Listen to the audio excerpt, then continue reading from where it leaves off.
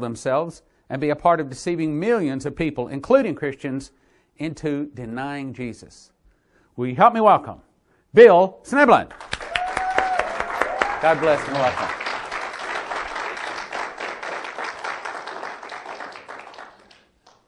Thank you. It's great to be here. Just one slight correction. I was a member of NICAP. I am no more involved in that. That was when I was a young person. But anyhow, I'm not even sure the organization is still out there. As we've already been told, the title of the talk is The Sons of God, in Hebrew, the B'nai Elohim, and the Antichrist. And we want to start out by just a little bit of a scripture verse. The place that we're dealing with tonight is, of course, a lot from Genesis chapter 6. And the core verse there is verse 2, where it says, "The sons of God saw the daughters of men that they were fair, and they took them wives of all which they chose." So the question becomes, what are these sons of God, these B'nai Elohim?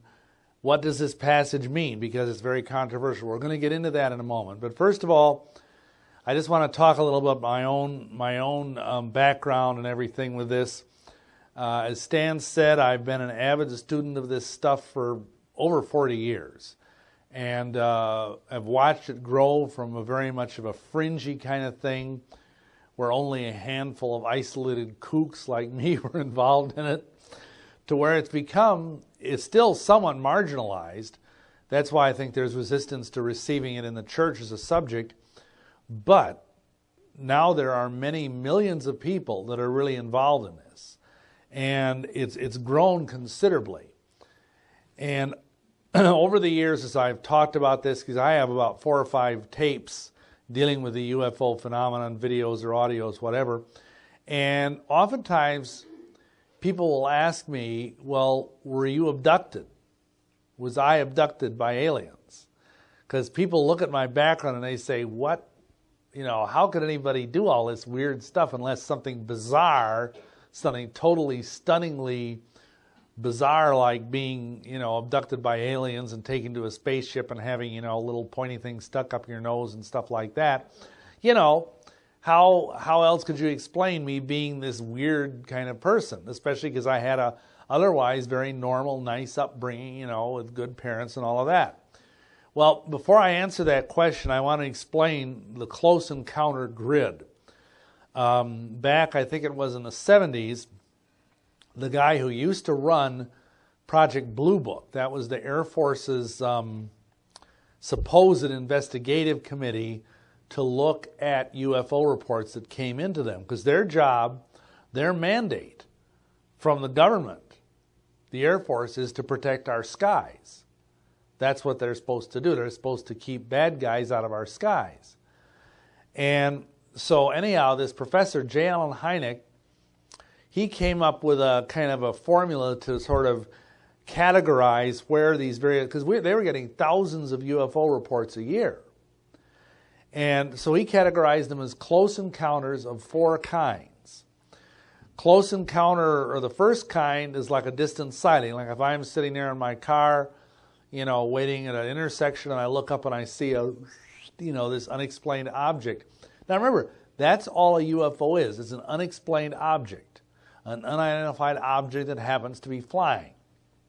It does not have to be from the planet Venus. It does not have to be a spaceship. It might be. It could be any number of things. Until I know what it is a UFO. Maybe later on I find out, oh, that was a weather balloon that was going over. Or maybe it was marsh gas. You never know. So anyway, so that's the close encounter of the first kind. Close encounter of the second kind is when a UFO is sighted in the air and then subsequently somebody finds evidence on the ground. By that we mean things like, impressions in grass, burn marks, skid marks, or even maybe radiation, or anomalous levels of bioelectric energy, things like that, or even something like a crop circle. Okay, Close encounter of the third kind, of course, that's the thing that they made the movie about and everything, but that's when you have an actual encounter with a UFO occupant. Maybe, you're standing there and this UFO comes down out of the sky and this guy comes out and says, Klaatu Barada Nikto, and gets back in his ship and up he goes again. So that's a close encounter of the third kind. Then after a few years, they decided they needed a fourth one, and that's close encounter of a fourth kind, which is a very close encounter because you're usually kidnapped, taken aboard a spacecraft, supposedly, and have medical experiments done to you. And you don't get much closer than that, So I want to just, emphasize that. It also depends on the context. Something that might be considered a UFO in one generation might be considered something entirely different in another. Let me illustrate. If you know the origins of Mormonism, and what you see up there is a stained glass representation of supposedly how the Mormon church got started. Joseph Smith was, a young man in the days of what they called the Great Revival, where all of these preachers were going over the colonies and the early states of the Union preaching, and people were getting saved. There were revival meetings all over the place, so much so it was called the Burned Over District. Because it was like the revival fires had gone through so many times, it was like hardly anybody was left that hadn't been touched by them. And, he was being propositioned by Methodists and propositioned by Presbyterians, and he wanted to know what church to join. And he never read the Bible. He came from this shiftless, good-for-nothing family, where basically his parents were con artists and occultists. And he claims, according to the story, he never read the Bible in his life, and he was maybe 16 years old. And they had this enormous family Bible, and he opened it up and happened to fall open to James 1, where, of course, it says, if any man needeth wisdom, let him ask of God, who giveth to all men liberally and upbraideth not. And so he took that, and he went out into the woods to pray to what has come to be known as the Sacred Grove, near Palmyra, New York. I don't know if any of you have been there or not, but it's supposed to be a very pretty little spot. Anyhow, he knelt down and prayed, and this is the part that's important. As he's praying, he says, all of a sudden, a beam of light came down from heaven. And it just was like this cylinder of light that encircled him.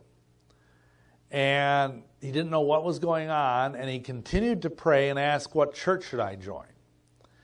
And then all of a sudden, he said he was enveloped with this darkness that was suffocating, that he felt he couldn't even live in it. It was like taking the air out of his very lungs.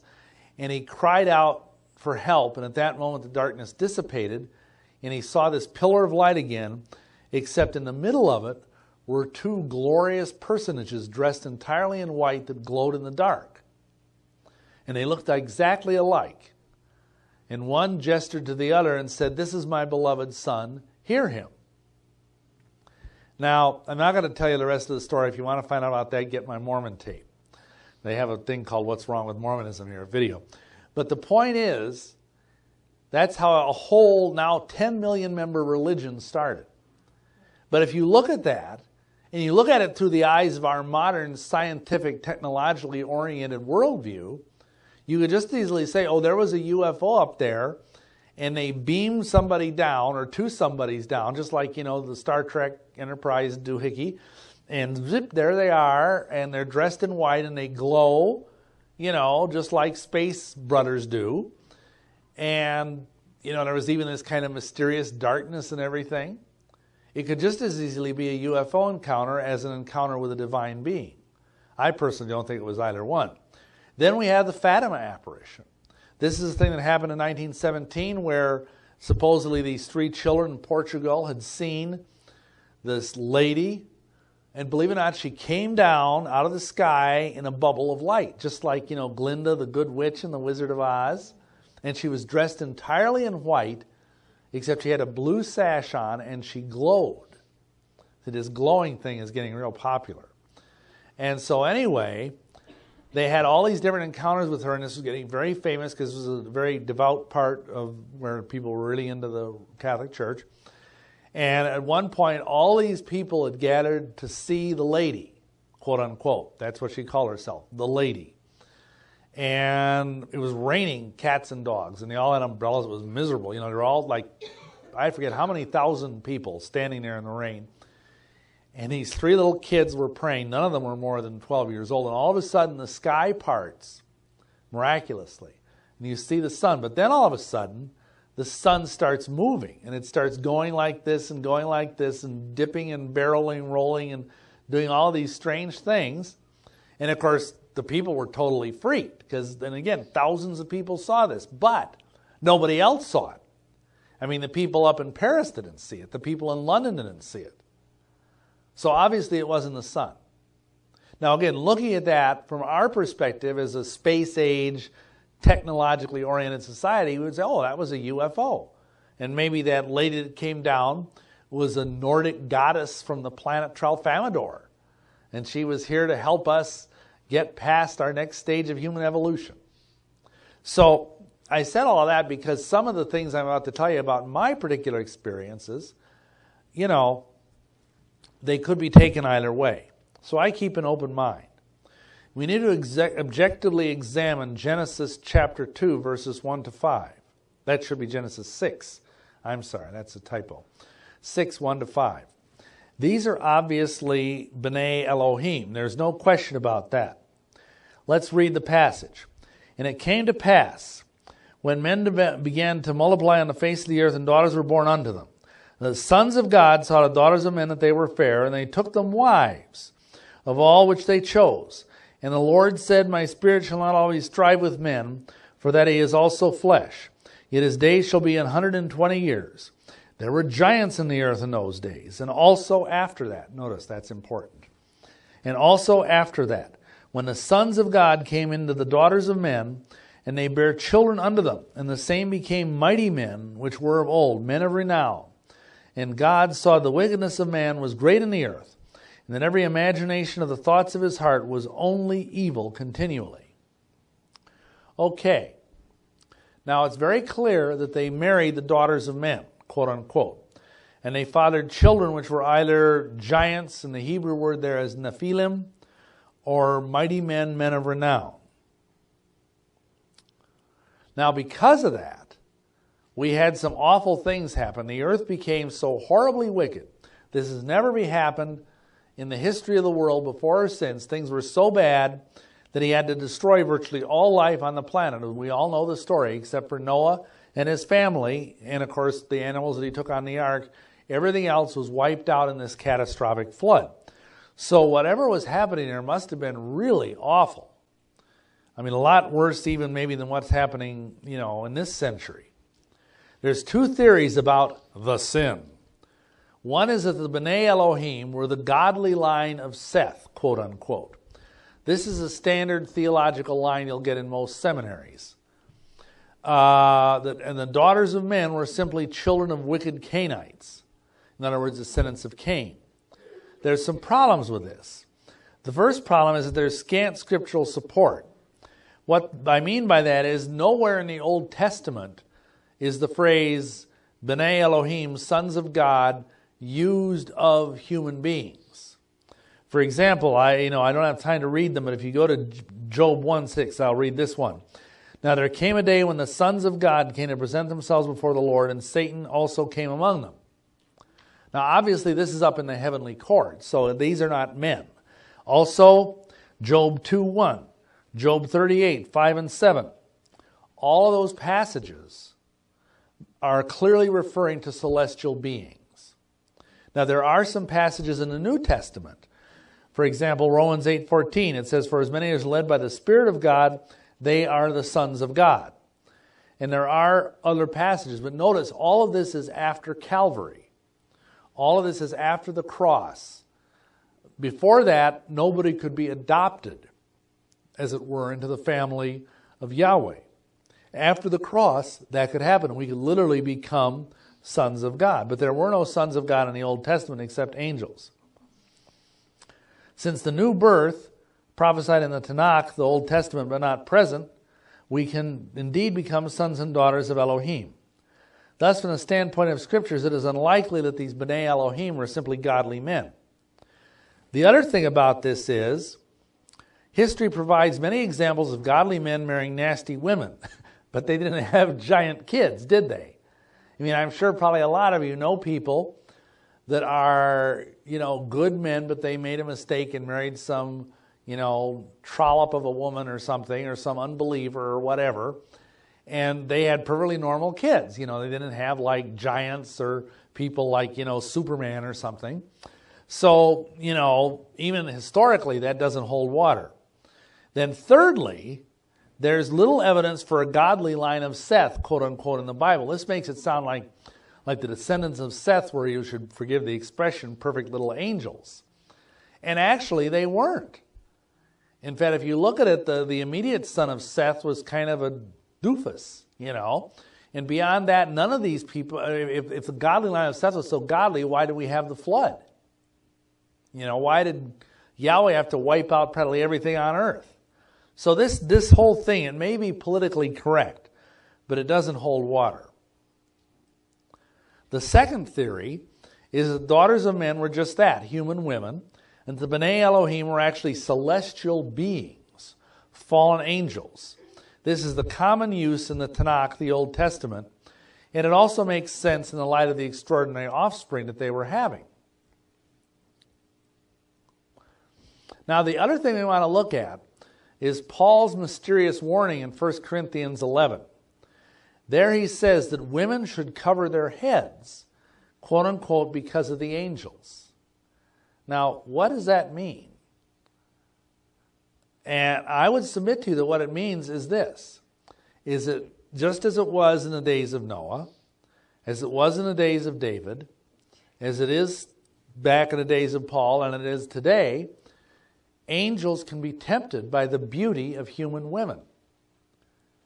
Even as much as they are in the presence of Yahweh and all of the benefits that would have, they can be tempted into falling into sin. And that to have a covering protects the women from the predation of these angels, these fallen celestial beings. And just as a sidebar, we have found a very interesting thing in our ministry, is that with women who are having problems, like with a succubus-type spirit, an incubus-type spirit, these are sexual demons that come and prey on people when they're trying to sleep or when they're actually asleep, or other kinds of manifestation of a similar nature, even people who are being victimized by what seems to be alien abduction. And these are believers now. These are Christian women. Is what we did is we thought, well, gee, maybe we should just, follow the Bible's advice. We told them to wear a head covering to sleep. And you know what? It completely vanished. The problem completely went away. If at first you don't succeed, read the directions. Amen? So anyhow, this to me is an indication that here, even in the New Covenant, in the New Testament with the Corinthian church, Paul is giving his flock that is committed to his charge a warning that they need to be very careful to cover their heads for the sake of the angels. Because you women don't realize how appealing you are to angels. You have no idea. Then we have Yahweh's law of reproduction. We know that everything reproduces after his kind. If you have a daddy horse and a mommy horse, they get a baby horse. You can tell I don't have a lot of experience with farms. I don't know what a mare and a whatever, anyhow, a little baby horse, a colt, a foal, whatever they call it. So, with that in mind, what sort of offspring might come from an angel-human match? Think about it. Because it would have the qualities of humanity, but it would also have the qualities of the angelic nature. Nephilim. The other interesting thing is there's a lot of controversy about the word Nephilim. It does come from the Hebrew word, a root of a Hebrew word, which means to fall. And so some people take this that they are fallen ones. They're angels that, fell out of heaven, or else their offspring fell out of heaven, or something like that. But many translators, including, of course, the King James, render it as giants. And that makes sense, too, because we do know there were and are giants running around. The other interesting thing is that we know about the Nephilim is that Isaiah 26:14 says that the deceased shall not rise in the resurrection. Now we know that's not true because we know that both the righteous dead and the unrighteous dead will rise in their respective resurrections. But what I want to point out to you there is that in the Hebrew, the word there for deceased in that verse is Rephaim. Now Rephaim is one of as sub-races of Nephilim. So for example, there's the Anakim and the Rephaim, and I think there's the Zamzumin, and don't you love these names? And then of course finally the Nephilim. I was tickled when you know these latest Star Wars movies have come out, and notice the name of the Skywalker that turns into Darth Vader. His name is Anakin. One letter difference between Anakim, the race of giants that were the scourge of Israel. So what this is telling us, if we can properly parse the passage, is that the giants, the Nephilim, will not rise in the resurrection, which would make sense. The question becomes, how come Noah was immune? Well, the interesting thing is here is that the Bible says in that context that he was perfect in his generation. Now the word generation there is taken to mean his offspring, his DNA, his ability to reproduce himself. And the word perfect there in Hebrew is tamim, which means without blemish. It's the same word that is used of the sacrifices in the temple. When they say, like in Leviticus, you must offer a lamb without blemish. That's the word that's used. So what that means is that his human generative ability were not contaminated by the B'nai Elohim. He had kept himself pure. And evidently he had married a wife who was similarly free of this sort of contamination. And obviously they were one of the very few left on the earth of whom that could be said. So, by genetic control and manipulation of these hybrids, Satan was out to rob Yahweh of the people that he had made for himself. In other words, he knew the Messiah was coming down the pike. He heard what was said to the serpent in the Garden of Eden, and he was trying to corrupt the human line so that no Messiah could come forth from it. Now, a lot of times in this discussion, people come up with Matthew 22:30. And here Yeshua talks about, he's talking about really the context of the resurrection.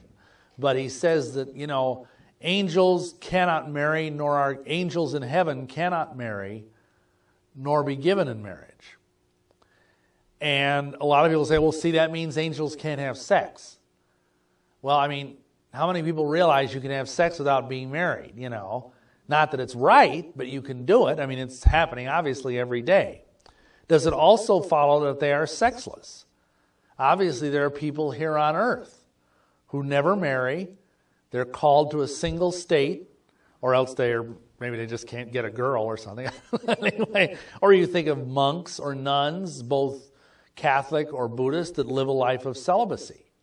Does that mean they're sexless? Talk to some. No. They have the same drives, the same needs that we have. They just try to, suppress it and offer it up and for the poor souls in purgatory or whatever, and they try to get by. Now, the other thing is that from all indications, the angels in the scriptures are male. I'm sorry, ladies, there are no cute little gauzy-winged angels in long flowing robes and blonde hair like you see in the gift stores, In fact, they're all pretty scary looking, really. Most of the time when people see an angel in the Bible, they probably fall on their face in dread. And it's interesting. I've seen angels. I've been blessed by the Almighty to see them one or two times. And at one time, I was just totally out of the blue. We were really under a kind of a siege. This is when I was working with Ed Decker at Saints Alive, and we were praying at his house on the second floor. And we were really having a really serious prayer meeting and crying out and asking for angelic protection. I forget what the actual issue was we were praying about. Well, all of a sudden, he looked out the window, Ed, and there was an angel walking around outside, and it was as tall as the second story of the house. And he nudged me, and I looked, and I saw it too. And it was this like, 15, 20-foot tall blonde guy with long flowing hair and a white robe carrying this enormous flaming sword. And it was like he was marching around the house. And we just, I had chills and everything, because it was just the kind of thing where you could see if that was, he was totally not even paying attention to us. But if something like that actually showed up at your doorstep, you'd really, fall on your knees at the very least. And of course, as I said, the final question about that is, just because someone does not marry does not prevent them from having intercourse. The deal is that these angels are sinning. They're not in heaven. They're down here on the earth where they shouldn't be, and that's usually when we get into sin, right? Is when we go somewhere we're not supposed to be. And Satan is whispering in their ear and saying, hey, you ought to check out that cute little number over there on the street corner or whatever, So, and that's how that happens.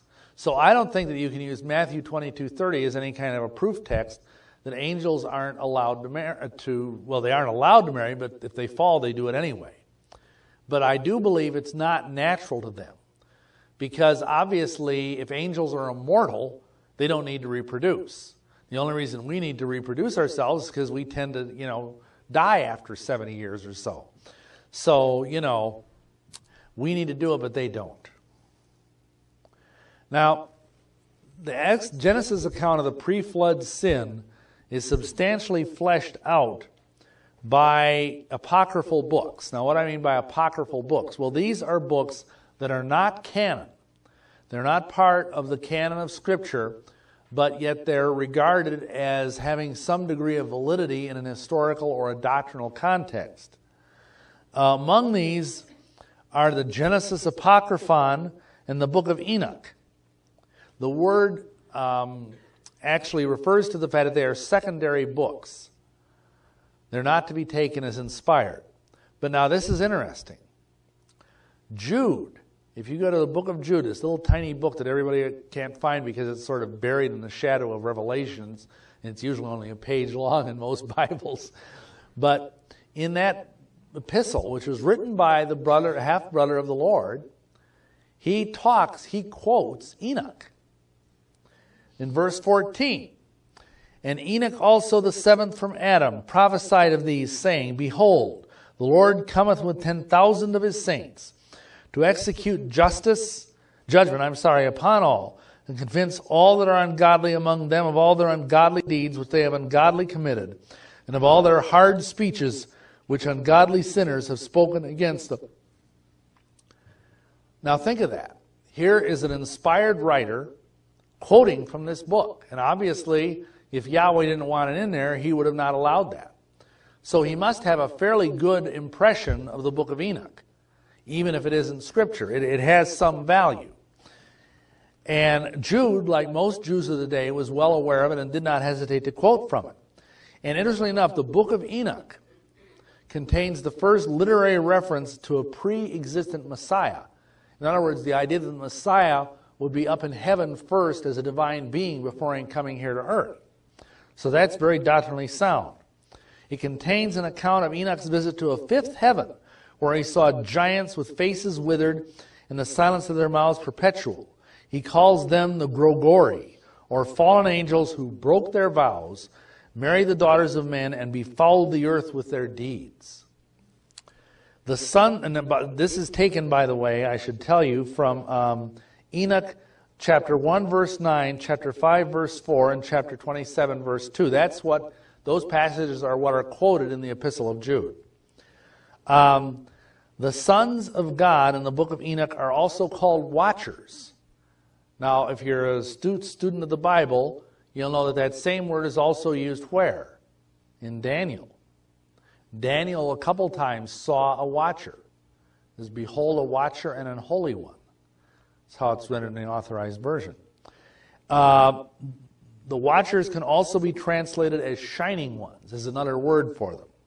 The book of Enoch states that 200 of these watchers descended to earth in the days of Jared, i.e. Genesis 5:18. Some of them were given names, and the worst of all of them was Azazel. Okay. Now, what's interesting for those of you that are TV trivia buffs, The bad guy in the Smurfs show is called Azazel. Remember the Smurfs years ago? I don't think they were still on the air. But anyhow, they had this bad, and he was called Azazel. So somebody's reading their apocryphal literature on television. Azazel is accused, listen to this, of scattering over the earth the secrets of heaven, and hath rebelled against the Mighty One. He was giving away classified documents. What was he teaching them? Well, will you hear this? These watchers against Yahweh's wishes not only married human women, but they taught human beings astrology. Not only that, they taught us how to fashion weapons. Before this, there were no weapons. Now, you ready for this? This is a scary one. They taught women how to use cosmetics. They were teaching occult secrets to their children in the Nephilim. They taught the black arts to all the people that would listen. It says that the watchers, there arose so much godlessness, and they committed fornication, and they were led astray and became corrupt in all of their ways. End of quote. Now, none of this contradicts the Torah. It just fleshes it out a little. As a tertiary note of interest, much of this same material is also found in pagan sources like Greco-Roman mythology, the Teutonic mythology, Hindu mythology like the Mahabharata, and also the Epic of Gilgamesh, which is an ancient Babylonian literary work. I only mention that because, and this is important to understand, because you'll get, if you witness to enough either witches or New Agers, you're going to get something like this thrown at you, and I want to tell you what to say. You'll often hear people say, well, there's all kinds of this stuff going on out there. Jesus isn't the only one who rose from the dead. There's all these other people that rose from the dead. I mean, Attis rose from the dead. Adonis rose from the dead. Osiris rose from the dead. Blah, blah, blah, you know. And there's so many of the images of the Virgin Mother, the virgin birth, you know, Isis and all of this stuff. I'm sure you've heard some of this. And they say, so he's just one of many. But you see, what they don't realize is one important thing. What happened after the flood? Don't you think Noah was re-given the messianic promise that was given to Adam if he didn't know it already? And he taught. That's called the proto-evangelion in Greek, the original giving of the gospel, the good news, that Eve's seed would crush the head of the serpent. Anyway, think about this. He taught this to his 3 sons. They taught it to their sons. And off it went, especially with the Tower of Babel being spread all over the world. But just like anything else, without written revelation, it got a little distorted. It got to India, and it became the legend of the Mahabharata. It got to Egypt, and it became Isis and Osiris and Horus, and so on and so on and so on. That doesn't invalidate the true fact that Yeshua died on the cross and rose from the dead and was born of a virgin. All it does is it shows that the initial impact of that promise, originally in the Garden of Eden, carried through Noah into all the race of the world, was so powerful that it rippled with these cultural traces through every nation in the world. Because if we believe the scriptures to be true, which I do, then everybody on earth is descended from either Shem, Ham, or Japheth. Amen? That's it. You know, except for fruit flies. But anyway, now, years ago, I forget who it was, I think it was Zechariah Sitchin, claimed that fruit flies came from Venus. That a comet came and landed on the earth and flies fell off the comet. That's why they're so weird. And that's partly why they're associated with the devil. Because the devil is associated with the planet Venus. Because Venus is the rising star, the morning star, the evening star. So that's how come the devil became known as Baal Zevuf, the Lord of the Flies. Anyway, what did that have to do with anything? So the point I guess I was making, if I could remember it, is that this echo of the truth doesn't invalidate the truth. It just means that down through the years, all these different cultures were dealing with the truth in their own way. Just like, for example, think of this. Every culture on earth has the idea of sacrifice. The idea, if I do something wrong, I have to do something to appease the gods. Whether it's kill an animal, whether it's maybe just gash my wrist and let some blood pour out upon the ground, or maybe even, Yahweh forbid, human sacrifice. The idea that without the shedding of blood, there is no remission of sin, it's like hardwired into human consciousness on every continent. Whether you're Aboriginal in Australia, whether you're Africa, whether you're European, whether you're Native Americans. They all do it. And why do you think the Sundance people here in the New World, they put those talons of eagles in the chests of the men and string them up into the face of the noonday sun? I mean, that's a metaphor for the crucifixion. You know? The power of truth is such that it will percolate through anything. You can't keep truth out. It will swirl and it will find an entry. Anyway, so this is the whole idea, and I think we need to take this material from these secondary sources like the Book of Enoch seriously, because they do help us understand some things.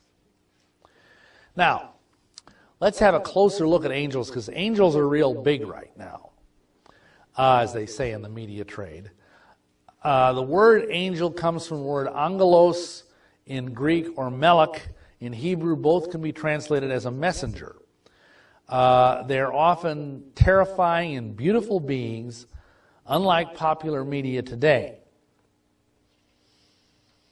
They're almost always terrifying, such as in Judges 6:22 and Judges 13:20, although they can also appear to be normal men. Remember, the author of Hebrews says in Hebrews 13:2 that we may entertain angels unaware. They refuse to be worshipped or direct people to worship anything but the true and living Elohim, like Revelation 19:10 and Revelation 22:9. And I'm sorry, folks, they don't have wings or halos. That's a popular misconception. There are beings like the cherubim and the seraphim that do have wings, but you never see an angel in the Bible with wings. They are not chubby, naked babies, nor are they appear to be female. So forget about the little chubby Cupid guys, that are flying around going boing like this with bows and arrows, even though we call those cherubs. If you were to see a real cherub, you would probably fall on your back in astonishment, because there's carvings from many ancient cultures, because, of course, the Hebrews were forbidden to carve images, with the one exception, of course, of the Ark of the Covenant. And so we don't have anything from their point of view. But the cherub is a winged bull of awesome appearance. That's what their natural state is. In the New Testament, they invariably testify of Yeshua the Messiah. So if your angels that you're dealing with don't have these 5 or 6 characteristics I just mentioned, watch out. They might not be the real McCoy. The angels we get in popular culture today are very different. For example, there are more often than not gauzy romantic females. They almost never testify of Yeshua or his gospel, except maybe during the Christmas season, and we have Be Kind to God Week, I call it, the one week of the year where they cram in all of these, Christmassy, pseudo-Christian TV shows. And of course we have the annual appearance of the 10 Commandments during Lent. That's the other Be Kind to God Week. Otherwise, television doesn't hate to trash him every chance they get. These angels on TV and in the movies only talk of love and mercy, never judgment. And there are spiritual teachers who are training people to get in contact with their angels. Did you know if you go into like a big bookstore, you can find angel tarot decks? You can find angel channeling books, how to channel your own angel and get guidance from your angels. And there are even supposed angels now singing on CDs. Now, wouldn't that be a bestseller, having angels singing on a CD? So, and it gets better and better, folks. You go to Hollywood. Since 1947, which is the year of the flying saucer in Roswell, Hollywood has been promoting a romantic fantasy idea of angels coming down and falling in love with human women. For example, 1947, some of you may remember this, maybe not, you're old enough to have seen it, but to have seen it on TV. The Bishop's Wife Cary Grant and Loretta Young, where Cary Grant plays a dapper angel. And guess what happens? He falls in love with a human woman. Imagine that. Then in 1987, 40 years later, we have Wings of Desire, which is a European movie, which has an angel fall for a human woman. Then, just so nobody feels left out, we have the movie, same year, 87, Date with an Angel, in which a gorgeous blonde female angel gives up her angelic nature to fall in love with a human male. Then we have the thing you see up there, The Preacher's Wife, which is basically a remake of The Bishop's Wife. And in this case, we have the handsome Denzel Washington, who everybody is like, yeah, he's really good looking. Probably better looking than Cary Grant, in fact. And he nearly breaks up a preacher's marriage because he's, having thoughts about the preacher's wife and actually courts her because the preacher is too busy being a preacher. Then we have Prophecy 2 in 1998. Here, a good angel assumes human form and to sire a child by a mortal woman to save humanity from the fallen archangel Gabriel's evil plans. Excuse me, chapter and verse on that one. And then most recently, as far as I know, The City of Angels in 1998, which is a remake of Wings of Desire. Notice how Hollywood has so few new ideas, with high-octane stars like Meg Ryan and Nicolas Cage. And all of these are, what are they doing? They're promoting the idea of, human women are so sexy and so beautiful that if an angel comes down here, he's just going to trip all over his wings and harp and fall head over heels for this woman. Is this just Hollywood being romantic, or is there a more sinister agenda here? Well, Yeshua warned us in Luke 17, as it was in the days of Noah, so shall it be in the days of the coming of the Son of Man. Well, we're definitely in the last times, amen? Hebrews 1:2 says we were in the last times back when Hebrews was written. So the only sin, as I specifically mentioned in Genesis 6, is this intermingling of fallen angels with human women. Thus, it's only natural that beginning right after the Roswell incident, Hollywood would start acclimating us to the romantic possibilities for ladies to have affairs with angels. Of course, angels would always treat you better. In all of these movies, the angels are much better at courting women. Of course, they're sexier, and they just do things that no human male can do, So what woman wouldn't fall in love with an angel? Especially if it looks like Denzel Washington, Anyway, from the Bible, a few further points need to be explained. Angels, and I already touched on this, in their natural condition cannot procreate with humans. That relates to Matthew 22:30. Angels have glorified human bodies of flesh and bone. They're very much like what we will be in the resurrection. Okay? So therefore, that's why an angel cannot possess a person. Only a demon can possess a person. Because you can't get two bodies in here. There's only room for one physical body within this shape. Okay. Now, an interesting thing here. Adam and Eve may not have originally had blood in their veins. You ever think about that? Notice what Adam says to Eve. He says, this is bone of my bone, flesh of my flesh. Nothing about blood. And some Bible commentators believe, and as do I, that the fruit that Adam ate and Eve ate was a grape. And then when they ate that forbidden fruit, it transformed them somehow. It changed their DNA, and they got whatever used to be in their bodies. And some people believe it was actually light, the light of Yahweh that flowed through every vein in their body, and that's where they lived forever. And that's what we're going to be in the resurrection. Because remember what it says? It says flesh and blood cannot inherit the kingdom of heaven. So when we're in heaven, even as a resurrected being in the end of time, we're not going to have blood in our veins. We're going to have something altogether more wonderful. So anyway, something happened to them, and blood flowed into their veins, and with it came mortality. Okay. Now it's interesting, this use of the grape, because the grape has this kind of interesting ambivalence in Scripture. On the one hand, it's used in the Passover, You know, Yeshua used it in the Last Supper, the fruit of the vine. But yet on the other hand, if you want to be a really righteous, on-fire Israelite and take a Nazarene vow, you're not allowed to touch anything of the grape. Not even raisins, not grapes, not wine, not grape juice, not anything. I'd also point out the fact that there's some miracles that happen that kind of direct our attention in this way. Just as a for instance, the turning of the Red Sea into blood, the turning of water into wine at the wedding at Cana by Yeshua. You know, those are two examples where there's this strange relationship between a clear, pure liquid versus blood/wine. Now, in order, let's see, let me go back.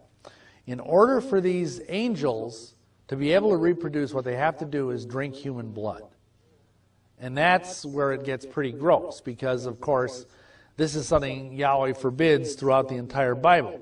In doing so, they would lose much of their angelic power, but probably not their angelic intellect, which is truly formidable. This is additionally the origin of the vampire cult from Eastern Europe, which has been with us since the dawn of time. And this is interesting, too, because ancient legends tell us that supposedly the place where these B'nai Elohim first came down was in Sidon, which is a region in the Holy Land area. And then they went north into what today would be the Balkans, Hungary, Romania, places like that. And that's where they actually settled. And this is the place where the vampire legends come, the idea of these supernatural beings that drink blood and live forever. Well, what if these supernatural beings that drink blood and live forever aren't dead humans? What if they're fallen angels instead? But that's a whole other talk. This is also why Yahweh forbade the drinking of blood, because as he says, the blood is the life is in the blood. And it's a great curse to drink blood. The children that they had would have been superhuman men of renown because of the angelic side of their nature. But their sin was so grievous that Yahweh drowned the entire world to keep this from proliferating. Some might say, well, this happened a long time ago. This happened, millennia ago. It isn't around today. There's not giants walking around today. Well, that isn't really true. After the flood, the scriptures still freely speak of giants. Goliath, of course, is the best known example. Everybody knows about Goliath. And we've already mentioned the Anakim, the Rephaim, all these different races that were in the promised land, and they had to go in there. Why do you think the spies that Moses sent into the land, they came back and they were all wimpy and they said, well, they're big and we're like grasshoppers next to them. Well, that was probably a slight contradiction. But yet, I have seen pictures of unearthed skeletons from that region of the earth where there's a thigh bone that's more than 10 feet long. Now, you figure, okay, my thigh bone's probably about 2.5 feet long. So if you kind of extrapolate that, you're talking about somebody that makes Goliath look like a midget. Just enormous beings. Finally, there's the verse we already mentioned in the New Testament where Paul cautions about women and angels, how women should keep their heads covered for the sake of the angels. If the angels are no longer being tempted after Calvary, why bring this up? Then the final point on this is, notice what it says in Genesis 6:4. Then there were giants in the earth in those days, and also after that. So that's very clearly stating by the author, who I believe was Moses, that even after the flood, there were still occasionally giants running around. These fallen angels are still around today, I believe, using their minds to make up for their lost angelic abilities. Remember, in the old days, before they fell, these angels just go boing, boing like this and cross the universe. They could leave the throne of the Almighty, which is billions of light years from here, and instantly be here on earth. They had to give all that up when they fell. They are still driven by Satan to interbreed with human beings, but at the same time they've used their intellect to create literal machines, spaceships, that are capable of centuries ahead of human technology. They use their technology to blackmail the government into allowing them to misuse human citizens as they see fit. Their hope is to produce a child who will be the Antichrist and or to produce thousands of people who are programmed to obey him because of abduction experiences. And, okay, we did that. Many people who have these abduction experiences crave them. They become addicted to them, even though they're scary. Even though, I mean, how would you like to be strapped to a table, unable to move, and having people sticking probes up your ears and stuff? I mean, anybody want to sign up for that one? But some people want it. I've actually talked to people that I say they are praying for it, to be abducted, because these aren't Christians, of course, but they believe it's the next step in the evolution of human consciousness. To go through these, what these experiments are, the aliens are doing, the space brothers, pardon me, are to help us evolve into the next stage of human evolution. This seems to be the theme that this Whitley Strieber has that wrote the book Communion. And he's done so much to popularize the abduction phenomenon. They're trying to deceive people into believing that they are indeed benevolent. And a lot of people are buying it. And I don't know how many of you have seen that movie Independence Day, but there's that one scene that so reminds me of this, where at the beginning of the movie where there's all these wacko people up on top of this skyscraper, there's this enormous UFO that's like bigger than Yankee Stadium right over them, and they're standing there saying, "Beam me up, take me," and then this big death ray comes down and, blows up 5 city blocks. I mean, that's so typical of the mentality of these people. The other thing is, now think about this one for a moment. Suppose I came up to just a typical person on the street, not a Christian, just some typical unsaved individual, and said, "Hey, I got a great deal for you. How'd you like to have a demon live inside of you?"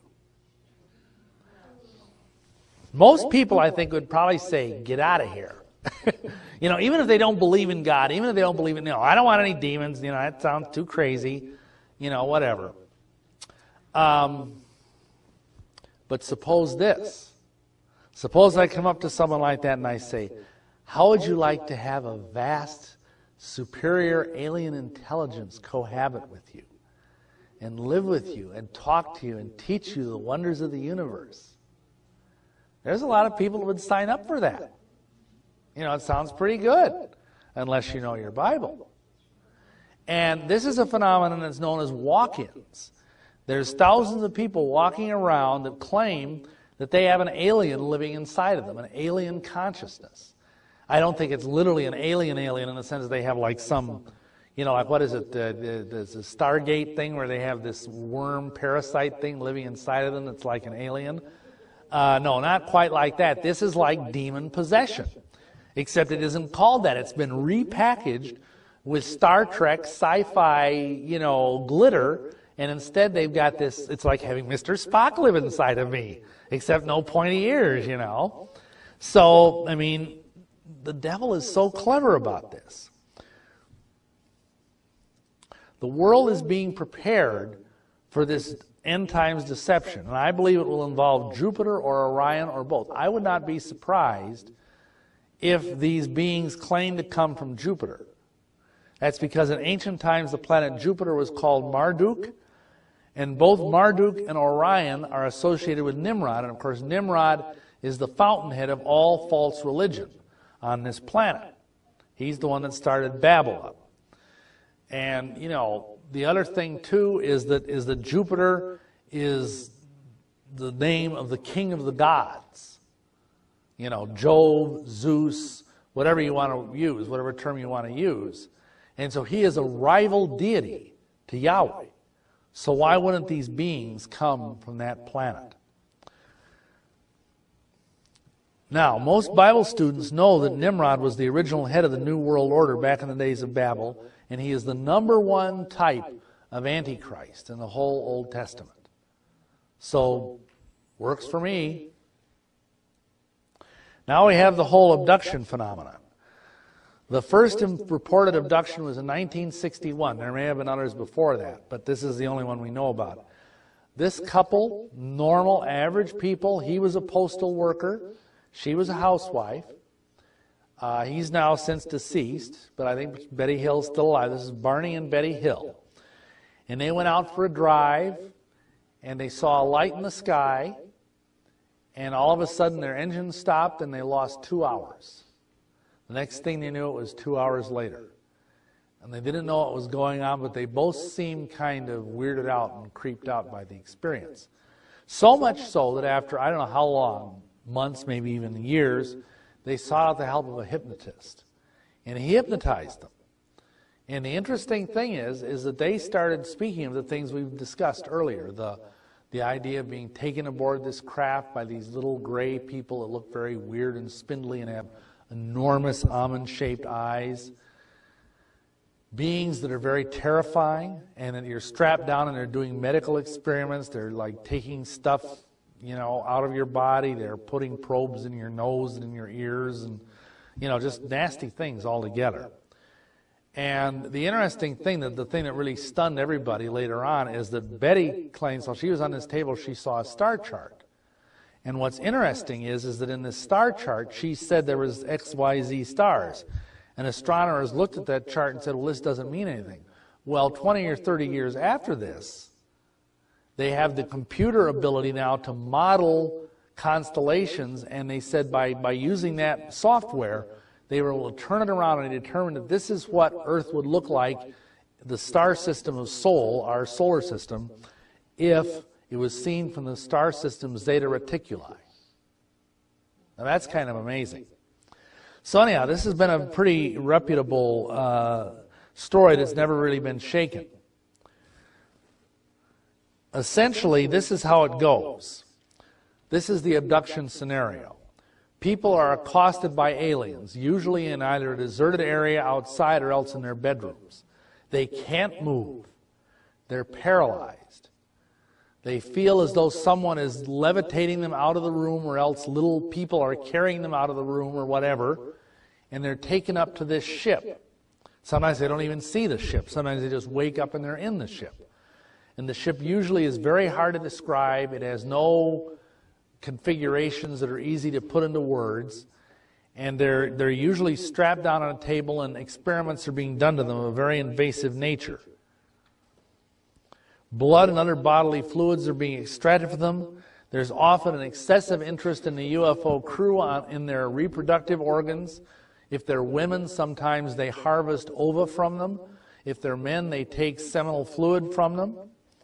The person often reports being stored somewhere in a hive-like compartment, sometimes for days on end. The crew communicates with the person with something like telepathy.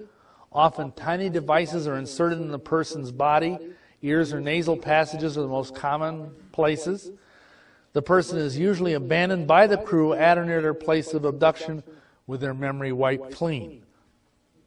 The person may not have any conscious knowledge of this until months or years later. But they have unexplained scars, memory flashes, nightmares, etc. Some women report hysterical pregnancies. I don't know if you've heard of that, but it's where a woman has all the manifestations of pregnancy, but no baby comes out. And some people believe that's because they actually they impregnate these women either through artificial insemination or whatever, and then when the baby is about to come to term, they beam the baby out. So there's no trace of either a cesarean section or a normal, vaginal delivery. Other women have carried children to term. This happened to one person we prayed for. She had the baby. They said, oh, it's stillborn, and they whisked it out of the room. They never let her see it. That was on a military hospital in Germany, by the way. This stuff often is related to people who are in the military or their children, children of military people. None of these women had any conscious knowledge of who the father could be. Many of them, in fact, thought they were still virgins. Once these people came forward in the story, they often found themselves followed or hassled by the dread men in black in their ancient black Cadillacs. These are very strange-looking creatures. They appear to be human, except they look Asian. And they smell like sulfur or ozone. They wear dark glasses, black suits, and Homburg hats. And they talk with a kind of strange metallic quality. And they often threaten people who are talking about UFOs. They tell them you'll lose your job, you'll be ridiculed, the government will come and take you away, whatever it might be. And they drive off in their Cadillacs, which are invariably reported to be absolutely silent. Even though they look like a 1958 Caddy, they don't make any noise, just like that, What is the physical appearance of these beings? Well, I've already alluded to this first kind. This is the supposed gray alien, which come, they say, from Zeta Reticuli. And these are really disgusting little creatures. They run from 3 to 4 feet tall. They smell like sulfur or feces. They walk kind of monkey-like. They don't seem to have any speech. They communicate entirely by telepathy. They don't have any, they often are running around without clothes on. Or if they wear clothes, they wear kind of a skin-tight silver lame jumpsuit. And you know what the insignia they wear is on it? It's like a staff with a serpent on it. Isn't that interesting? So anyway, they normally don't appear to have any external genitalia, nor do they appear to eat. Reports we've had is that they've been seen, they have like these big pools of blood, like a big vat of blood or a big vat of some green stuff like chlorophyll, and they stick their fingers in it and, see, Mork isn't the only one that eats like that. You see, where do they get this stuff? They put this stuff on TV, but, these are the ones that are also most commonly seen in abductions. They're the ones that are doing all of the legwork. The second kind of alien. These are known as the Nordics, the blondes, or the gods from outer space. And these look idealized blonde humans. Very, very beautiful, very, very handsome, taller than normal, but not like gigantically tall. And they are supposedly from the constellation Lyra. And they are said to be from Space Command. And they're the good guys. They're here to help us, protect us from the little gray guys. This is the story out there in UFO land. The problem is that the prime directive doesn't allow them to help us, really. They can just sort of stand around and give us advice, but they can't really do anything. So, okay. Anyway, but you never see them typically involved in abduction scenarios. Quite often, they're the ones that actually walk around in broad daylight and appear quite normal, except they unfortunately tend to wear silver lame jumpsuits, which sort of makes them stand out a little. But otherwise, they look perfectly human. In fact, they look too perfectly human. Then we have the dread men in black. I've already kind of described these, so I'm not going to go into it. But I just want to tell you that they don't look like Will Smith and Tommy Lee Jones. The movies those movies are based on a comic book. And, there's just tiny shreds of truth, but most of it is just, total comedy for the sake of, the movie going public. But again, this is intended to acclimate people, to familiarize people. So if you see someone coming up to you, dressed like that, you're, oh, wow, cool, it's Will Smith, whatever. Then we have the reptilians. These supposedly come from the constellation Draco. And as some of you may know, Draco is the Latin word for dragon. It's the dragon that's in the heavens. These are carnivorous, cannibalistic, and 7 feet tall. They exist at the top of the alien food chain. They like to eat people. The tenderer, the better. They also will eat other aliens if they're hungry and the mood strikes them. These are very, very cruel and very, very nasty, but supposedly they are the administrators. They are the people running things behind the show. And they have been recently cited, and by recently I'm relatively like the last 20 or 30 years, by numerous people, myself included. And they're not something you'd want to run into in a dark alley. And again, some of you may remember the old TV miniseries V, where they had these huge ships, coming down, And what happened? You know, they looked just like us, except they wore these funny red jumpsuits. But ultimately, discovered they were wearing masks. They take off the masks, and they're lizards that like to eat live mice, at least. Now, the big question everybody wants to know is this: can believers be abducted? Well, in my opinion, the answer would be a qualified yes. Many believers have reported being assaulted in their homes by aliens and repelling them by using the name of Yeshua. By the way, we prefer to use Yeshua just because that's his real Hebrew name. Nobody, when he walked the earth, called him Jesus. The angel that came to Mary did not say, and you shall call his name Jesus.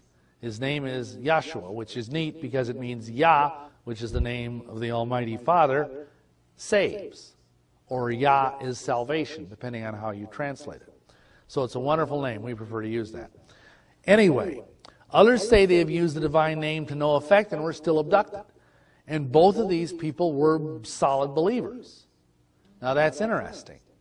What do you do with that information? Oops. Here's what I think. I think the fact of the matter is it does not have to do anything with the goodliness of the person. Open doors might be an issue in some cases. And by open doors, I don't mean they left their front door open. I mean, those of us that deal in liberation or deliverance type ministries understand that there are certain things that can be like either a sinful lifestyle or maybe even something in the home. Like, you know, for example, we had this one case where a family's daughter was being horribly attacked by demons. Nothing could be done. Pastors, ministers, psychiatrists, nothing worked. We came and the senior guy who was in our group at that time, who really was very, very moving in the gifts of the Spirit, he was led to walk around the room, and he found this lady had a spoon collection. And one of the spoons had a little tiny demon face on it. He threw the spoon out the window, and the kid was instantly set free. That's an example of an open door. You know, where it's relatively benign. It's not like you're deliberately doing something nasty. I mean, nobody would have even thought of that, you know. But yet the Lord pointed in that direction. So that's one possibility. But we must remember that bad stuff can happen to good Christians. They might be robbed, murdered, or persecuted and still be righteous. They can be injured and killed in natural disasters. I'm sure there were some Christians that were killed in Katrina. I'm sure there were, there were Christians that were killed in the tornadoes that hit in Indiana a few days ago. You know, just because we're Christians, that doesn't mean we're bulletproof. So if that's true of natural disasters, why shouldn't it be true of something like this? Remember that these abductions are often a physical phenomenon. Some may be spiritual in nature. They're a deception. But some are undeniably physical. They leave behind marks on the body. The evidence is found in the home. By that I mean there might be scuff marks on a windowsill or an open door or little wet, weird-looking footprints going from the window to the bed. Imagine waking up in the morning and finding out that your entire lower body is wet and full of grass and stuff. You didn't even think you left your bed, and you look down on the floor, and there's these little strange footprints that look like nothing you've ever seen in your life. It would tend to creep you out, don't you think? Also, sometimes implants are found. We're going to talk about that in a couple minutes. Then finally, third parties sometimes witness the abduction. I was talking to a very solid Baptist preacher I know. He's pastor of a big church, and he said he was out ministering to someone, sick call type thing, and he was driving through this neighborhood where it happened another one of his congregation members lived, and he saw this UFO hovering about 200 feet away from the house, and he actually saw the window open and a body floating out the window, going right up through the air, just that slow, and going into the UFO. And this guy was stone sober. I mean, you know, Baptists aren't into drinking, amen? So, I mean, and this guy has an impeccable reputation. I don't think it ever, and then later on, the congregation members said they had had weird nightmares and had woken up with all these strange marks on their bodies, bruises they didn't know where they came from, had nosebleeds, and eventually an implant came out of the nose. Now, what are these implants? Well, they can be any number of things. They can be little metallic beads. They can be little cylinders. They can be almost organic looking. They're usually very, very tiny. They're much tinier. You've all, I'm sure, seen these things about these RFID chips and, embedded chips and all of that where they're, they're pretty small, but these things are much smaller. And what we tell people to do is pray and ask the Holy Spirit to remove these things, either by destroying them or by having the body expel them. And in most cases, either the person wakes up, there's blood on the pillow, and there's this little tiny thing there, either metallic or of indeterminate origin, or it emerges out of their body, like they get this weird sore or welt somewhere, and then the next couple of days out comes this strange-looking thing. And this is an actual implant that was recovered. Now, you don't do it, oddly enough, we actually went to a biology department at a local college and got this blown up, because actually it's smaller than a sesame seed. And the first thing I thought was, it looks like a chicken McNugget. But what's funny is, and I don't know if you can even see this on the screen, but up in the upper left, there are a couple of little black things. Now, this implant is 20 years old. It came out of a Christian 20 years ago. There's two little black things, and those little black things were originally, they had little tentacles coming out of them. Little kind of feeler thingies, and those broke off over the years. I mean, because they were very, very tiny, and I'm sure once this thing was out of the body, it kind of, dried up like any organism would. But I asked the guy at the I said, what is this? And he said, bleeped if I know.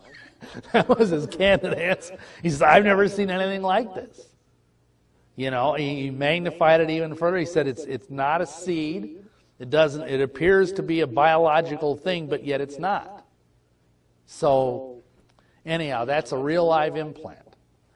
I tried to find another one, but we're in the process of repacking stuff and I couldn't locate it. But this is one of two that we actually have. Now, back to the question. Am I an abductee? Well, first of all, some of you may have heard this, but I'll say it again. We had the thing where I was studying with the Archdruid, the Grand Master Druid of North America, down in Arkansas. Sharon and I were down there, and every night we'd be on the mountaintop, sitting at a picnic table, learning all these weird things about how to, be a druid. And about half the nights we were there, especially it was clear, this UFO would come sailing in, quiet as can be, and hover over the mountaintop for the entire class. And it was like 200 feet above us. I mean, I could actually look up, and so could the other people, and see windows in the thing. And sometimes we'd see little weird figures walking around in those windows, and sometimes they'd even go like this, And then when the class was over, just as silent as a whisper, it would, glide away. And it wasn't like a dirigible or something, because we could see the stars beyond it. It was sort of basically cigar-shaped. And, this druid who was teaching us would never say what it was. He wouldn't comment on it. We'd talk about it among ourselves, but none of us had the nerve to ask him because he wouldn't say anything. And then there's the time in Wauwatosa a few years later when I was told by my spirit guides to go out in the middle of January at midnight when it was like 20 below zero and walk through this park by the Menominee River, I think it was. And, I walked there, and this brilliantly colored oval thing came down out of the sky. It looked like a thing of pure light. And it came within 100 feet of me, and then all of a sudden it just like that enveloped me. And the next thing I know, I was inside of this thing. But this wasn't your typical abduction experience by any means. I was standing there before like this panel of 5 or 6 somethings. I mean, some of them looked perfectly human. They said they had kind of strange robes on, but some of them looked very non-human. And the odd thing is that they started asking me questions. And they were mainly asking me questions about Masonry. Now, isn't that interesting? And they wanted to know how well I knew the Masonic catechism I'd been taught. And so I actually had to give this back and forth thing that Masons are required to learn before they go up to the next level of the lodge. And then, at the end of it, there was no further comment. The next thing I know, I'm laying on my back in the snow in this park in Wauwatosa, and it's about an hour and a half later. And I was just a little bit cold, so I knew I hadn't been laying there the whole time, or I would have been half frozen. Then the other thing is I was drawn so quickly and so deeply into Enochian and Thelemic magic. And these are two very advanced kinds of magic that involve, how shall I put this, transspatial relationships, where you are opening up doorways into other dimensions, and you're inviting beings from other dimensions through. And some of these beings were pretty scary. All I can tell you is one time my wife and I and some of our coven members, we went down to the shores of Lake Michigan in the middle of the night when the moon was full, and we did a call to Cthulhu. Now, Cthulhu is one of the great old gods of the Trans-Yugathian magical system. And, you know, this thing came up out of the sea that was taller than a skyscraper. And if you want to know what it looked like, pretty darn close, you can stand the movie. There's this movie that just came out recently on video called Hellboy. And in the end of that movie, they have this thing that comes through, and I tell you, it's about 80% similar to the thing we conjured up out of Lake Michigan. And supposedly this is a god from another dimension, who's far older than the god of our dimension, which of course is bunk, but that's the story. So, I mean, you know, that kind of magical stuff was very, very potent. We would actually look through these rips in the fabric of time and see galaxies and see other dimensions. Then I think many of you have heard the story of my being taken to one of the moons of Saturn out of my bedroom back in Iowa when I was probably in my late 20s, and taken into this place called the Cathedral of Pain, where Lucifer came to me and put a talon right through the middle of my third eye and left a scar which is still visible to this day, and told me I belonged to him forever. And then I was cast out of that cathedral, which was a horrible place, back down to earth in a pillar of fire, landed in the backyard of my home. Fortunately, it was summertime, no clothing on. I landed in the backyard with a blaze of fire, and there was a ring of burning fire in the lawn around me. And so people say, were you doing drugs? Well, yes, but not at that particular evening. And it's hard to explain, you know, drugs when you got, you know, like this, like meteor crater in your backyard. I'm glad I left early that morning before my folks got up and said, what happened in the backyard, you know? And then there was the fact that both Sharon and I, when we were driving out to Utah to be married in the temple for time and all eternity, we were continually buzzed by UFOs, especially once we got into the Utah desert. Because let me tell you, you get out in those deserts, like Utah and Nevada, Four Corners region, Arizona, New Mexico, there's some very strange stuff out there. Really strange. The Panamint Mountains, some of those regions. I mean, even the Native American people for centuries have reported, you know, that there are strange things going on within those mountains. That brings us to underground bases. How's that for a smooth segue? A key component of understanding how all this fits into the end time plan is the idea that there has been a collusion between our government and the B'nai Elohim, the sons of God. Treaties were entered by the Eisenhower administration back in the 1950s, where deals were made that basically we would get a lot of advanced technology from these aliens, stuff like, you know, Velcro and Teflon and, you know, microchips or whatever. And it is interesting to note how technology just expanded geometrically after the 1950s. I heard one scientist give a lecture where he said that we have had more scientific discoveries since the late 1950s than since between the 1950s and the time of Yeshua. Just think of that, because I mean, that's almost all of our lifetimes. Think of all the stuff we've seen. You know, I remember my grandmother saying, she was born in 1888, she says, I can remember as a girl, you know, being ridden to school in a buckboard, and I lived to see men walking on the moon.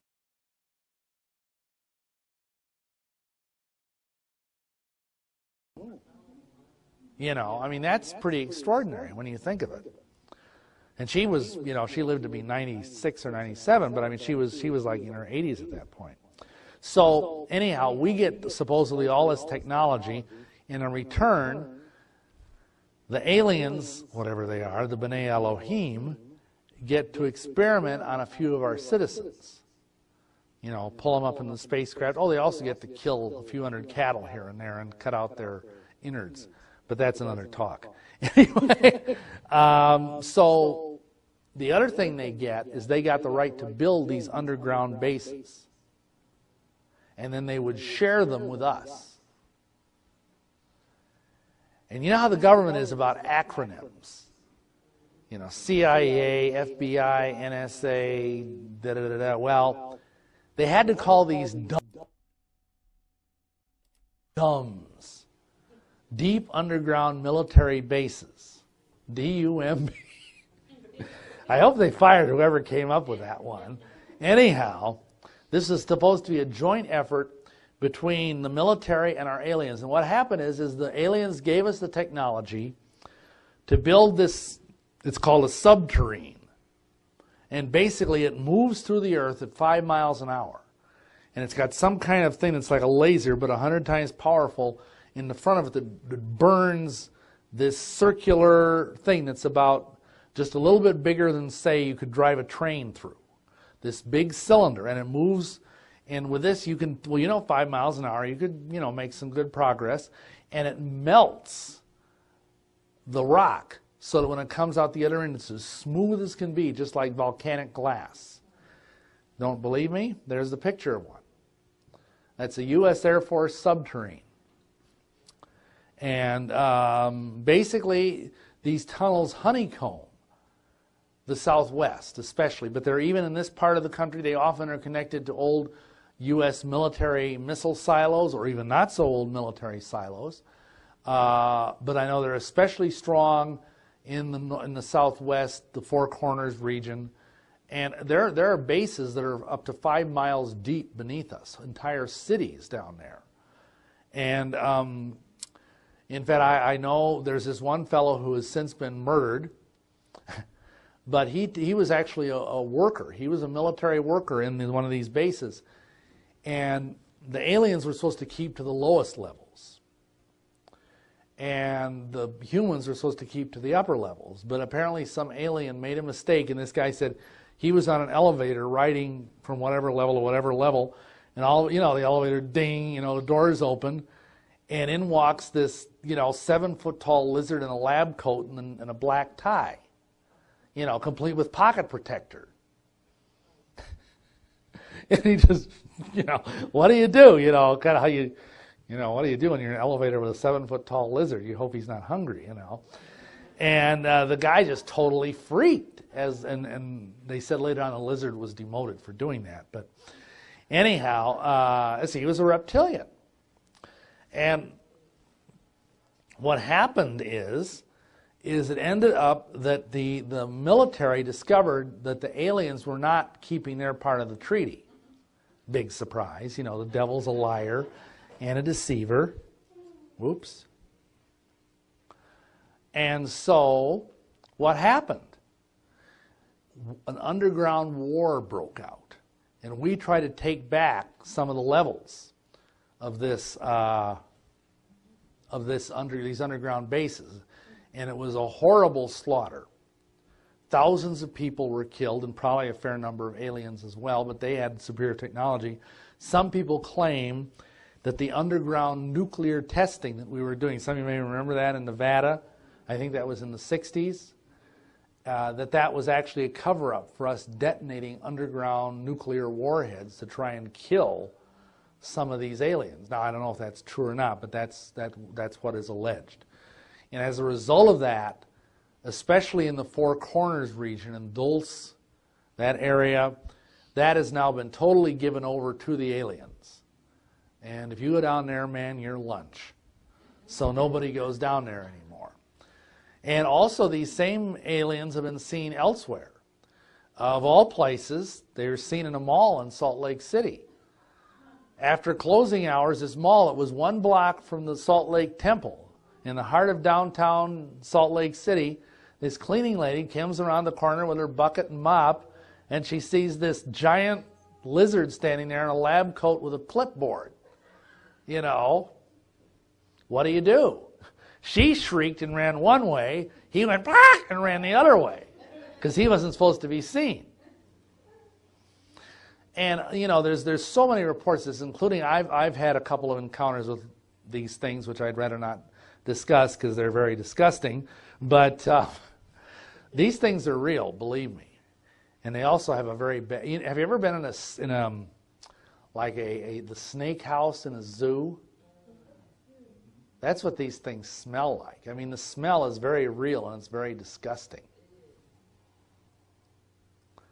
Okay, one thing you need to understand before we get to the final part of this, and that's the idea of the celestial council. Now, what do I mean by that? Well, there's a whole panoply of celestial beings up there. That's why I prefer to call them celestial beings, because it's a broader designation than angel. First of all, there are angels, the melachim, the messengers. Then secondarily, we have the chief angels, the archangels. Now, Hebrew lore says there's 7 of them, but only 2 are mentioned in the Bible, Michael and Gabriel.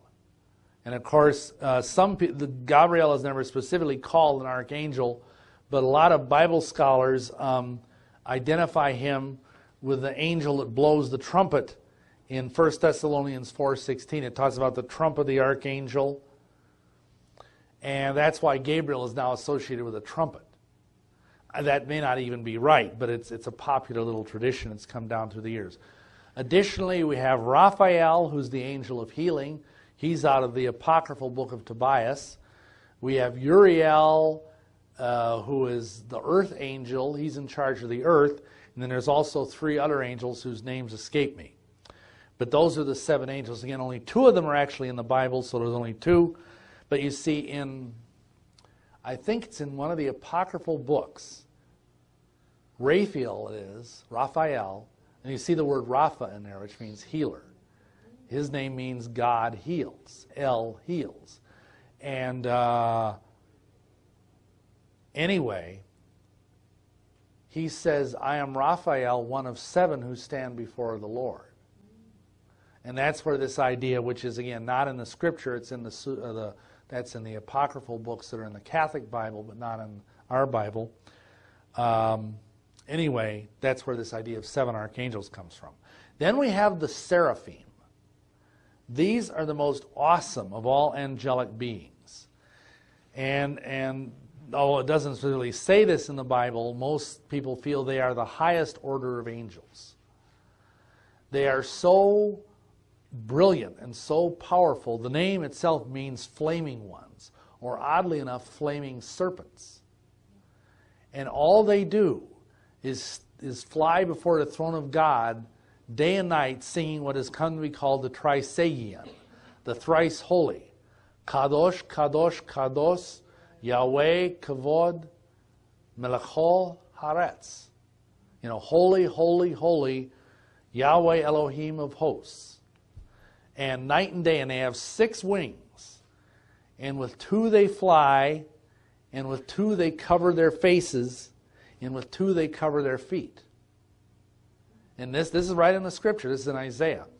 And, you know, that's because of they're so holy, but they're also so awestruck because they are right up against the face, as it's called, Pen-El, the face of Elohim. that they actually cover their faces out of awe and out of respect. And they just sing this day and night, forever and ever. And they never leave his presence except once. And that's what's really strange. Because if you understand the Hebrew, you know that one scene when the Israelites were complaining in the wilderness, and Yahweh sent, it says, fiery serpents among them, and whoever was bitten by those serpents died. And then he told Moshe to raise up this staff with the brazen serpent on it, which is a type of Christ. And anyone who looked upon that serpent would be healed. Well, the Hebrew word for that is the same word that's used for seraphim. So for whatever reason, the Almighty got really honked off at the Israelites at that point and sent his most powerful angels down there to trouble them. But normally they never leave the throne. Speaking of the throne, we have the cherubim or cherubim. These are the four living creatures. The word means one who prays or one who intercedes. And it is believed that there are originally 5 of them. We'll talk about that in a second. It is believed by most Bible scholars that originally there were 5 of them. And 4 of them were the actual throne upon which Yahweh sat. And the other one, the 5th one, covered him. Now, does that ring a bell with anybody? Lucifer is described in Ezekiel 28 as being the anointed cherub who covereth. Now think of this. If you look at how the cherubim are described in the book of Ezekiel and in the book of Revelations, what do we got? We've got one with the face of a man, one with the face of an ox, one with the face of an eagle, and one with the face of a lion. What does that mean? Well, there's a couple things it means. For one thing, they symbolize different kingdoms on earth. For example, obviously the human kingdom. Then you have the eagle. That's the kingdom of the birds of the air. Then you have the ox. That's the kingdom of domesticated animals. And you have the lion. That's the kingdom of wild animals. What's left? Reptiles and fish, which a lot of times in biblical lore you will see the two kind of intermingled. What I believe is that Lucifer was originally the 5th cherub who covered, and he was the cherub of the reptile kingdom, just like the others were the cherubim of the other kingdoms. And that's why after he fell, he took a serpent and somehow possessed it so the serpent could speak and talk to Eve and tempt her, is because he had that natural affinity with the serpent kingdom. Some people actually teach that if you believe in this, I don't know, this is one of those things Christians argue about. We love to argue about stuff, don't we? Anyway, the idea of the pre-Adamic creation, some people believe that Lucifer was given a throne and a kingdom before man came on the earth. And that's why in Isaiah 14, what does he say there? He says, I will lift up my throne and ascend to the heights. He already had a throne. He was the king of the earth. And some people believe that his kingdom was a race of intelligent reptilians, which we now see as dinosaur fossils. Just something to think about. I'm not saying that's gospel or anything, but it is, because a lot of people who, are trying to fight the whole evolution thing, Christians get themselves all tied up in a knot with the whole dinosaur thing. Were there dinosaurs? Weren't there dinosaurs? I heard this one sweet Christian lady say, oh, well, Satan just put all those bones there to confuse us. There really weren't dinosaurs. The earth is really only 6,000 years old. And I believe the earth is only 6,000 years old, but I'm not sure I believe that. Because there may have been stuff going on before that. Because it is interesting, and I don't know what you folks believe or are taught about this, but it does say there in Genesis, he commands Adam and Eve to be fruitful and multiply and replenish the earth. How can you replenish something that first hasn't been plenished, if you'll pardon my fracturing the English language? The other interesting thing is that same word, both in English and Hebrew, is used to Noah after the flood. Yahweh says to him, go and replenish the earth. The other thing is that you'll notice in Genesis 1, what does it say? It says the earth was without form and void. The Hebrew there is tohu bohu. And you know, but it says Yahweh makes everything good. Why would he make an earth that's like this big glop of formless nothingness? Unless Satan ruined it, or unless there was a previous flood that is only alluded to in the Bible. And it is alluded to in the Bible, in the book of 2 Peter. Ever notice that? It talks about there, he's talking about how people are scoffers. They say that things have been as the world was from the beginning. And then there's this one very strange passage that people forget, that when the earth was in the water and out of the water and in the water. So it sounds like the earth got baptized twice.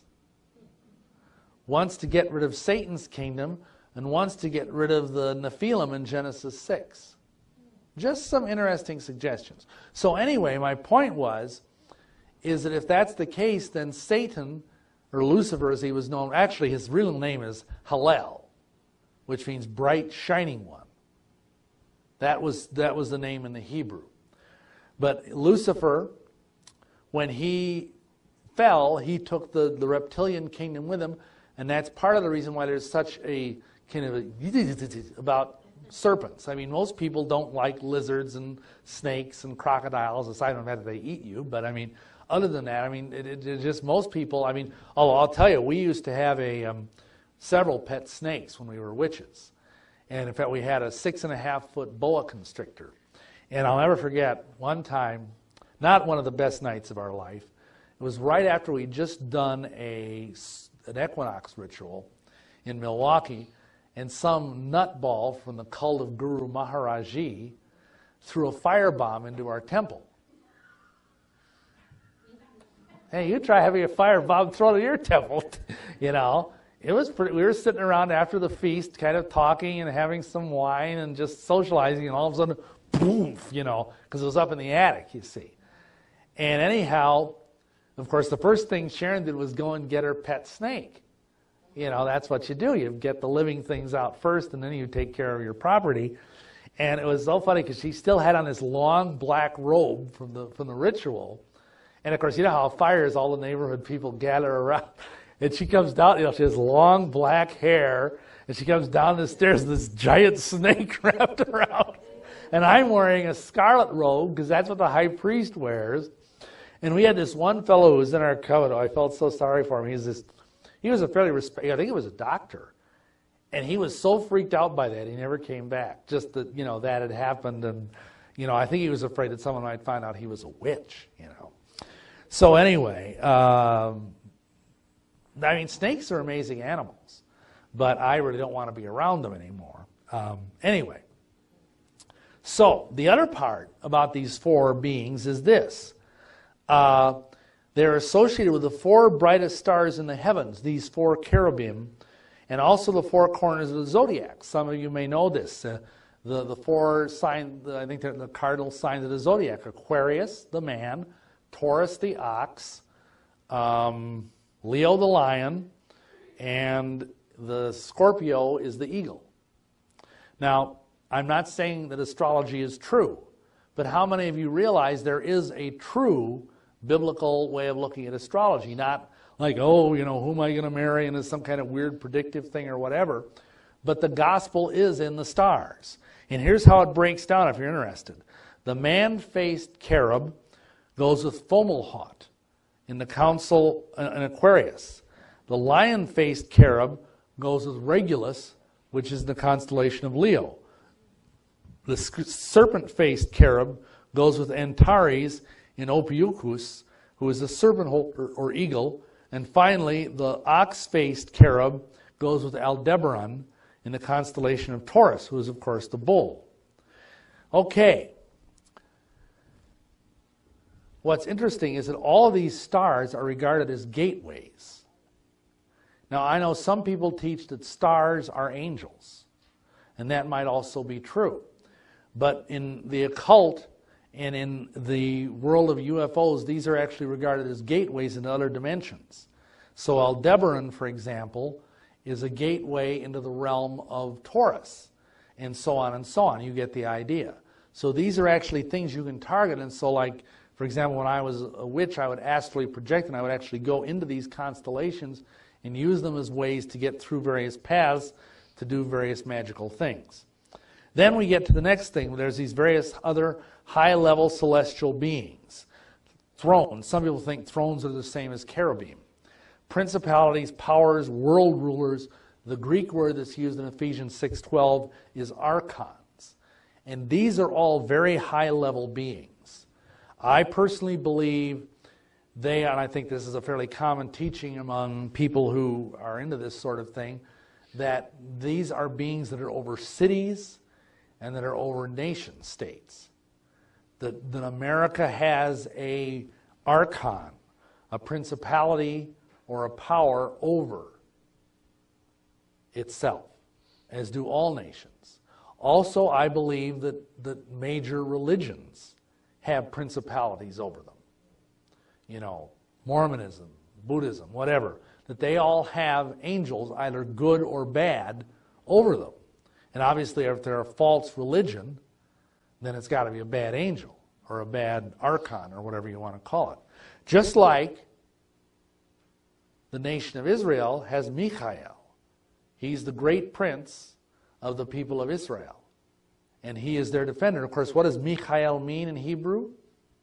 Who is like God. Because that was the battle cry.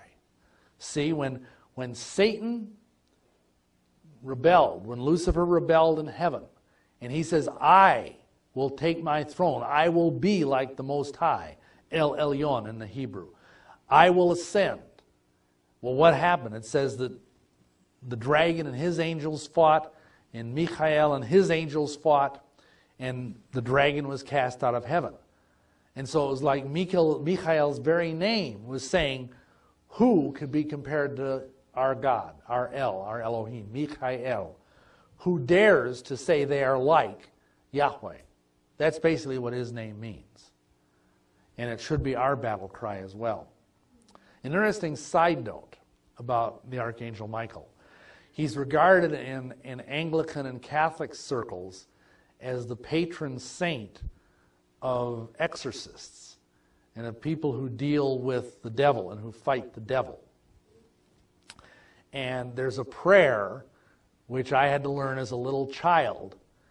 Saint Michael the Archangel, defend us in battle. Notice here we're praying to an angel. Saint Michael the Archangel, defend us in battle. Be thou our defense against the snares of the devil. You know, may thou rebuke him, we humbly pray, and do thou, O Prince of the heavenly host, thrust him into hell with Satan and all the other evil spirits who prowl about the world, seeking the ruin of souls. Now, I said that to say this. If you go over to England, there's a very interesting church that's dedicated to St. Michael. And it's in Glastonbury. Have you ever heard of Glastonbury? It's this little town in western England where it's alleged that the Holy Grail was, where Arthur was buried, and it's also alleged that Joseph of Arimathea came there with 12 disciples of Yeshua and set up the first above-ground Christian church in history, a little wattle church. And it's alleged that he put his stake in the ground and that it blossomed. And to this day, that's called the Glastonbury Thorn Rose. Anyway, there's this place called Glastonbury Tor. Now, a tor is an old Gaelic word. It means like a hillside, and it looks artificial. It's this very high hill. It goes up like this, and it slopes down. And it was a place of pagan worship. So you know what they did? A few centuries later, when the Roman Church came in, they decided to build a St. Michael church on top of this tor, which was the holiest place in all England, according to the pagans. And anyhow, they built it and they dedicated it to St. Michael. And on the first Michaelmas, which is the feast of St. Michael, that's what they call it over in England, after that church was built, the tor experienced an earthquake. And it flattened the entire church except for one part, a tower. And that tower still stands to this day. Now think about that when you realize what a tower symbolizes. It's a symbol of the phallic God. So it's sort of like, you know, even though the Catholics were trying to invoke St. Michael and all these other angels. See, you don't need to mess with angels. Go to the top. Deal with the Almighty. Don't deal with middle-level management when you can reach the CEO. Amen? But anyway, when we went over there, it was really interesting because we drove around and we could see this.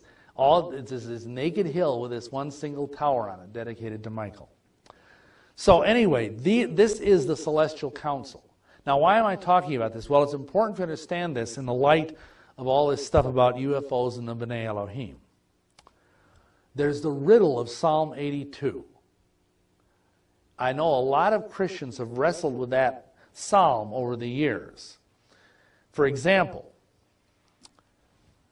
it says in Psalm 82, this is verse 1, God standeth in the congregation of the mighty. He judgeth among the gods. Now look at this. I mean, it says right in the Ten Commandments, I am Yahweh thy Elohim, thou shalt have no other gods before me.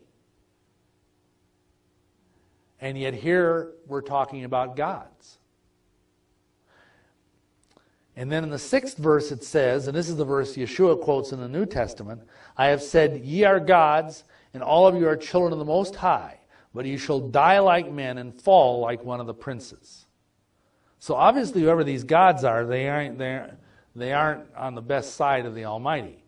And if you read the whole psalm in context, this is talking about very high-level world rulers, celestial beings of a spiritual nature. These are divine beings, but they're not Yahweh. They are beings, celestial beings, that are partakers of the divine nature, just like we are. How many of you realize we are partakers of the divine nature? Peter tells us that right in his epistle. So we have this council of gods. And what's interesting is if you look at that first verse, in Hebrew it says, this is how confusing it would be, Elohim judgeth among the Elohim.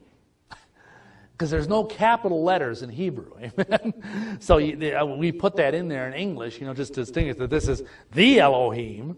And of course you all understand Elohim is plural, right? It's a masculine noun with a plural ending. So right there's the idea of God being echad, being one, but yet also being three. And that's right in the Torah. I want to introduce you to Michael Heiser. He has done some groundbreaking work, which got him kicked out of one seminary. So you know he's on the right track, amen? In terms of proving that there is indeed a divine council in heaven. He's an Aramaic scholar, expert in Hebrew and Aramaic and Greek, and he also really has a love of the truth. And he has done some very excellent, he has a website. I refer you to him. I recommend him very highly. I got to meet him personally for the first time at this Roswell conference I was at in July. But he has looked into the Hebrew and how it's used. He's looked into the ancillary literature of the time that surrounds it. And if you read his stuff, and some of it might be a little bit overly academic, but I can tell you, he knows wherever he speaks. And what's important about his work is that you need to understand that there are these divine beings out there that were part of the heavenly council that are extremely powerful, and that some of these beings have fallen. Because what that psalm is talking about, if you read the whole Psalm 82, is that they are oppressing the poor. They are not judging rightly among the poor. Yahweh gave these celestial beings authority over certain parts of humanity, and they were abusing their people. They were allowing the poor to be victimized. And so he's saying unto them that, even though thou art gods, you will fall like the princes and die like men. And again, the wages of sin is what? Death. So even these beings can die, although that's very rare. So anyhow, he also has a very interesting fictional book whose name totally went out of my mind at this moment. But I'm sure you can find it if you go online. Anyhow, it's a novel which is a barely fictionalized account of some of his experiences in the world of academia. And he has a very intriguing hypothesis about cattle mutilations. And basically, he believes that he in the book, and he doesn't necessarily really believe this, but I think it's a very interesting hypothesis, that the aliens are using cattle to terraform the earth. Now, what do I mean by that? What's terraforming? It means to change the face of a planet. Now, how would you do that? Well, here's the thing. In the book, he hypothesizes, and again, this is just fiction, that these aliens breathe an atmosphere that is richer in methane than we do. Now, I'm sure some of you, if you've lived on a farm, if you've been around farmers, you know that cows burp a lot, and they suffer from very bad flatulence. And it has often been said that if one can find a way to do it, like put a glass dome over a herd of cows, you could collect enough methane to run your farm, to eat your farm. Well, anyhow, his hypothesis is that the aliens are experimenting on our cattle, because think how many millions of head of cattle are on the world, and just tweaking their DNA to make them slightly more gaseous. Because people don't realize how wonderfully and perfectly designed this planet is. If there is even 1% more methane in this atmosphere, most life on it would be dead. Just like that. And then the aliens could move in and have a perfectly acceptable planet. So his little idea that he floats in this book is that, and he's not saying he believes this, is that that they're just tweaking the DNA of the cattle enough to make them burp and pass gas more. And that would end up gradually, over a period of 20 or 30 years, killing everyone on Earth. And they could take it over without firing a shot. A kind of bizarre form of biological warfare. I think the guy has a great sense of humor, frankly. Anyhow, he's a really good brother in the Lord. I recommend his work very highly. So what's the reptilian agenda?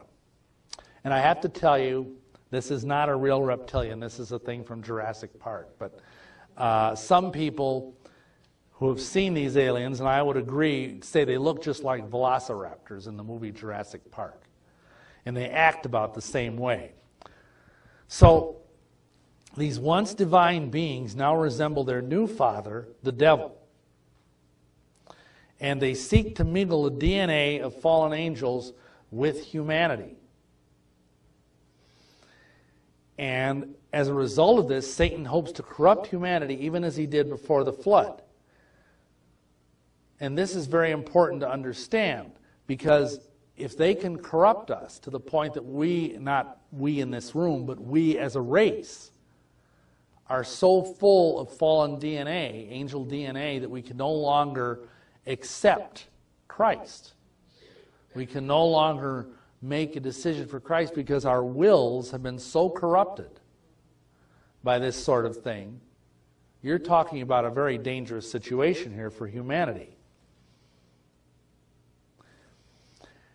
They want to mingle fallen angel DNA with our DNA. And they do this by seducing women, because, again, they can assume very attractive human form. In fact, one of the, it's funny, I get all these strange emails from people. I don't know if you've heard of this David Icke, but he's this guy who totally hates, the gospel, the master, everything. But he's big on this reptilian thing. He's like totally dedicated to the reptilian thing. And he claims that the royal family are all reptilians. He claims that Prince Charles is a reptilian. And I said, frankly, I think that they could do better than that in terms of shape-shifting than Prince Charles. But anyhow, that's a side note. Some of what the guy says is true. It is interesting that down through the centuries, dragons have been repeatedly used as a symbol of power. For example, we were there when we were over in London doing ministry. If you drive into the city of London, you know what the city of London is? It's not the city of London. It's what we call like Wall Street.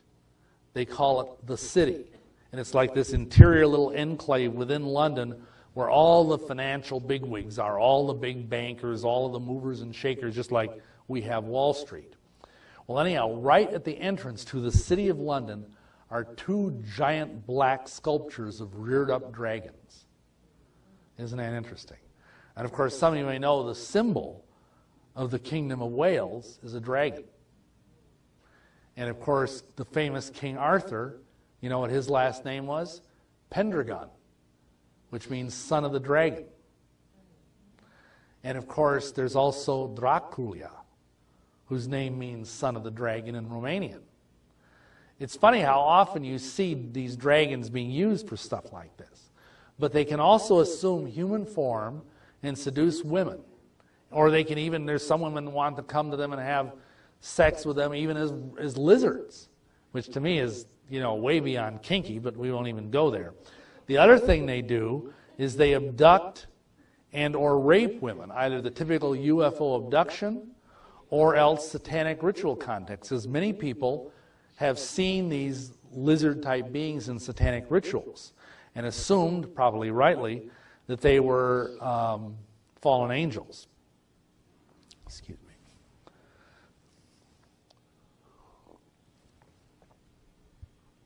The other thing they're going to do, and I know this was discussed when I was involved with all this wicked stuff 20, 30 years ago, they want to get fallen angel DNA into the blood supply through certain vaccines.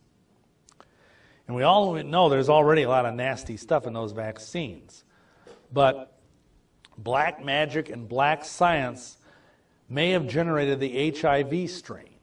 See, back in the late 70s, when I was involved with some very wicked people, they were doing high-level occult magic to produce something very like the AIDS virus.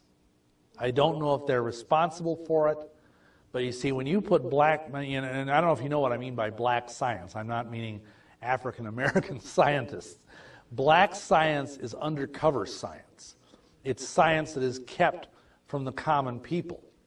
You know, like if you see something on TV, oh, we have this new gee whiz microchip that runs at, you know, like 2 teraflops and blah, blah, blah. Well, you can bet that they've had it for like 20 years. You can assume that anything that they're letting us have, they've already had for 20 years, and we're getting the sloppy seconds. So there's all kind, like just as an example of this, my wife Sharon used to work at the university years ago, in fact, 70s, University of Wisconsin Medical School in a top secret area.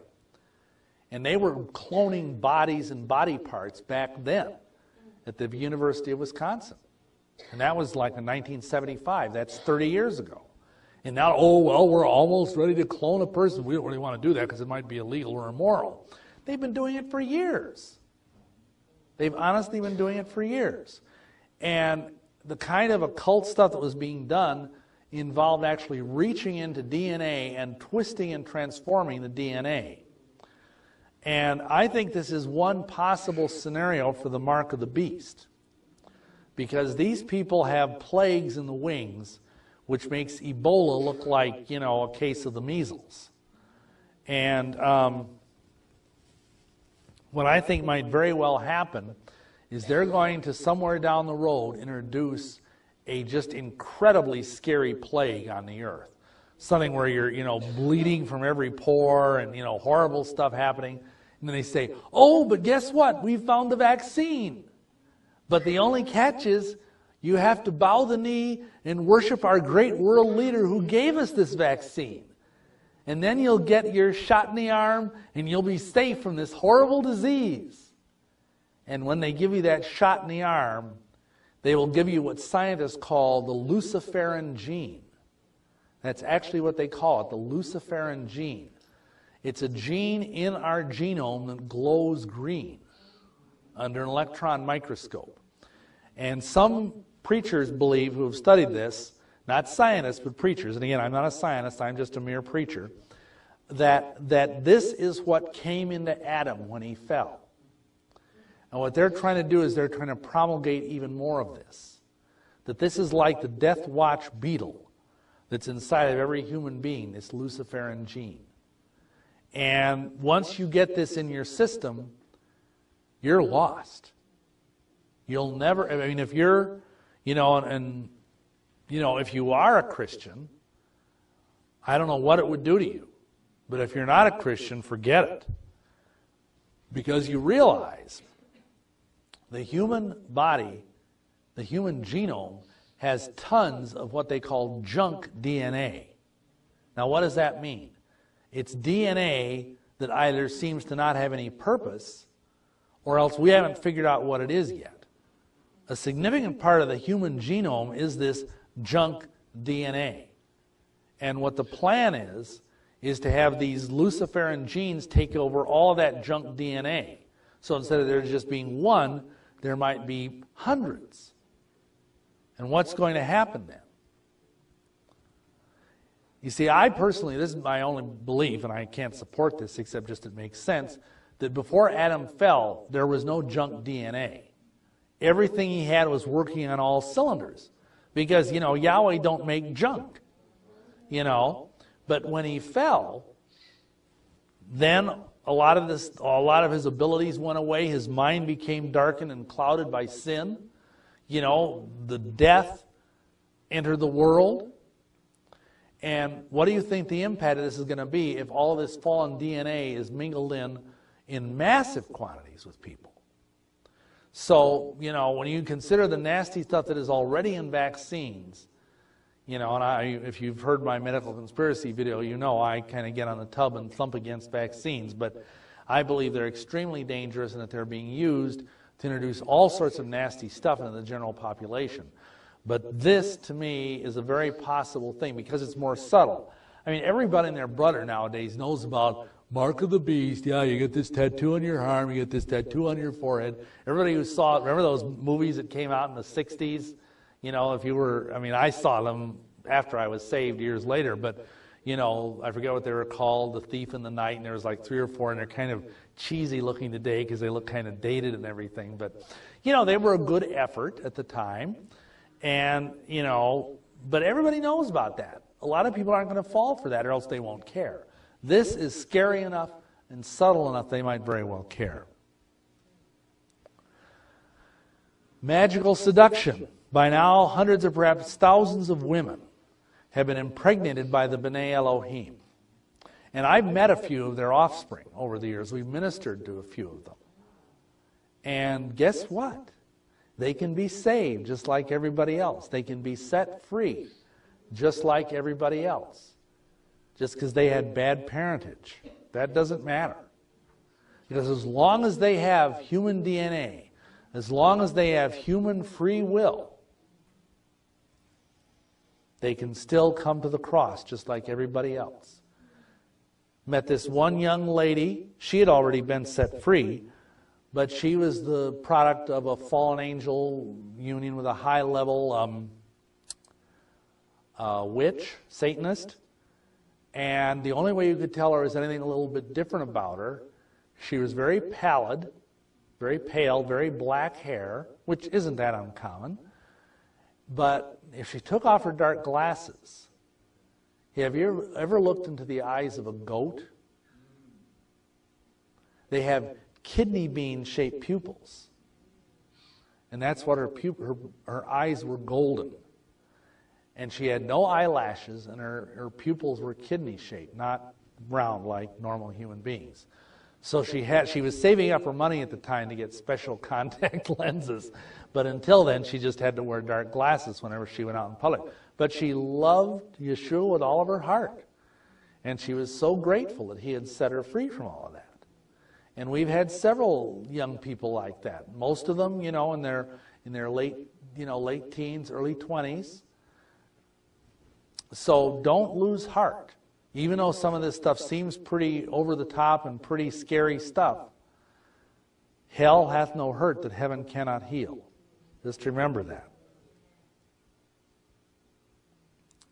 Realize that our understanding of technology is very limited compared to the B'nai Elohim. These are beings of incredibly cold intellect, incredibly corrupt intellect, and they are utterly without mercy. Behind the scenes, both in science and technology, they and their human stooges have been hard at work introducing incredible technologies, things that are decades ahead of what we're allowed to hear about in the news. As part of our own magical training, we were taught how to turn on some of the genes in our body that were part of junk DNA.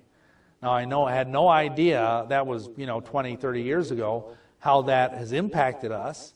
I've renounced all of that stuff. I've repented of all of it, but you never know. In my particular case, for example, oddly enough, my blood type changed.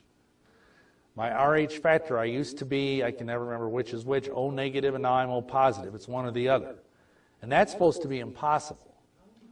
But yet, I gave blood once when I was in college, and I had one blood type, and I gave blood when I was in seminary after doing all of this weird stuff, and had a totally different blood type. So I think, yes, I've probably been tinkered with a little bit over the years, but I can't prove it. I don't have any memories of anything other than what I've already shared.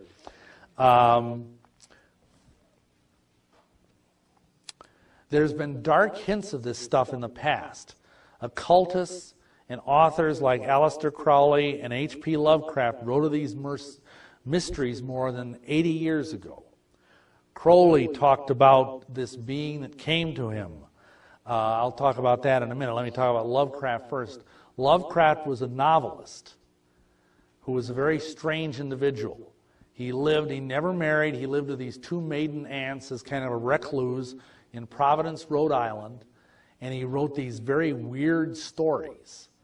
All of them are very disturbing. They're not like your typical horror novels, because they were written like 80 years ago when we were in a much more genteel society, but yet they give you the willies. And he talked about things like intermarriage between monsters and human beings. About, if you've ever read The Shadow over Innsmouth, which I don't recommend, it's about this small seaport town of Innsmouth, fictional, in Massachusetts, where there's a Masonic lodge where they worship Dagon, the god of the sea. And these strange, shambling, frog-like creatures come out of the sea and mate with human women, and they produce offspring. And there's other stories that he wrote of similar vein. And what's interesting is everybody thinks, oh, well, this is all fiction. Well, one of the things Lovecraft supposedly created was the great elder god, or the great old one, Cthulhu. Remember Cthulhu? He's the being we called out of Lake Michigan just 20 years ago, 25, 30 years ago. My time flies when you're having fun, doesn't it? Hallelujah. Anyway, God, I can't believe it's been 30 years since we did that. Anyhow, so is this stuff real or not? Let me share something. I read a thesis that was written by a scholar out in the East Coast who made a study of Lovecraft's background, his ancestry. He discovered that Lovecraft's grandfather was an Egyptian Freemason. That's the same kind of high-level Freemasonry that I was in, the 90th degree Masonry thing. And yeah, believe it or not, I was a 90th degree Mason. That's another videotape. Anyway, and they think that maybe he had a trunk of these horrible forbidden books that Lovecraft talks about. And when he died, Lovecraft inherited those things. Because Lovecraft spent his life in terror. He would never go near the sea. He would never go underground, because he writes about these beings like Dagon and Cthulhu that are living under the sea. And then he writes about these beings that live under the earth, that crawl like giant worms and consume people and digest them very slowly, like Shub-Nigroth. Just creepy, creepy stuff.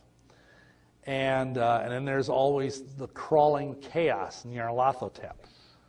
And then this is stuff that's 80 or 90 years old. And this guy is more powerful and more popular now than he ever was in his lifetime. And he was writing about all this stuff, and now it's happening. I mean, strange things are coming out of the sea and breeding with human beings. Because some of these UFO beings, some of these UFOs come from under the sea. Don't forget what it talks about in the book of Job. It talks about dead souls under the sea. And it's not talking about just dead people. Because, a soul by definition can't be dead, because the soul is the nefesh, the life principle. Then we have good old Mr. Crowley. Oh, wait, forgot about that. We got to talk about Crowley. I forgot what the slide was. Crowley opened doorways into other dimensions. He's had this being called Lam, who appeared, who just looks exactly like the gray aliens. And he continually was trying to bring back these old gods by tearing open these dimensional doorways. And it went into another generation. Disciples of Crowley helped usher in major developments in this. Any of you may have heard of Jack Parsons. He's one of the fathers of American rocketry. He was also a disciple of Aleister Crowley and the founder of JPL Laboratories. Werner von Braun said that the American space program could not have existed without Jack Parsons. The other one in this little team was L. Ron Hubbard, who was a disciple of Aleister Crowley. And Hubbard, of course, went on to come up with Dianetics and found the religion of Scientology. The less said about that, the better. Anyhow, these guys got together and did what was called the Babylon working. And they used a red-headed woman as a medium, and they tried to rip open the dimensional doorway all the way. And they apparently succeeded in doing it because something awful came through. And within a couple of years, Jack Parsons blew himself up in a rocketry accident. His jet fuel exploded. And of course, L. Ron Hubbard got out of that whole thing and decided it was much more secure to start a fake religion and get rich off it. So, and it's going on into this generation as well. Here we see a comparison between this Lam, this is the being Crowley called up in 1918, and a classical gray alien that started showing up in the 1960s. Look how similar they look.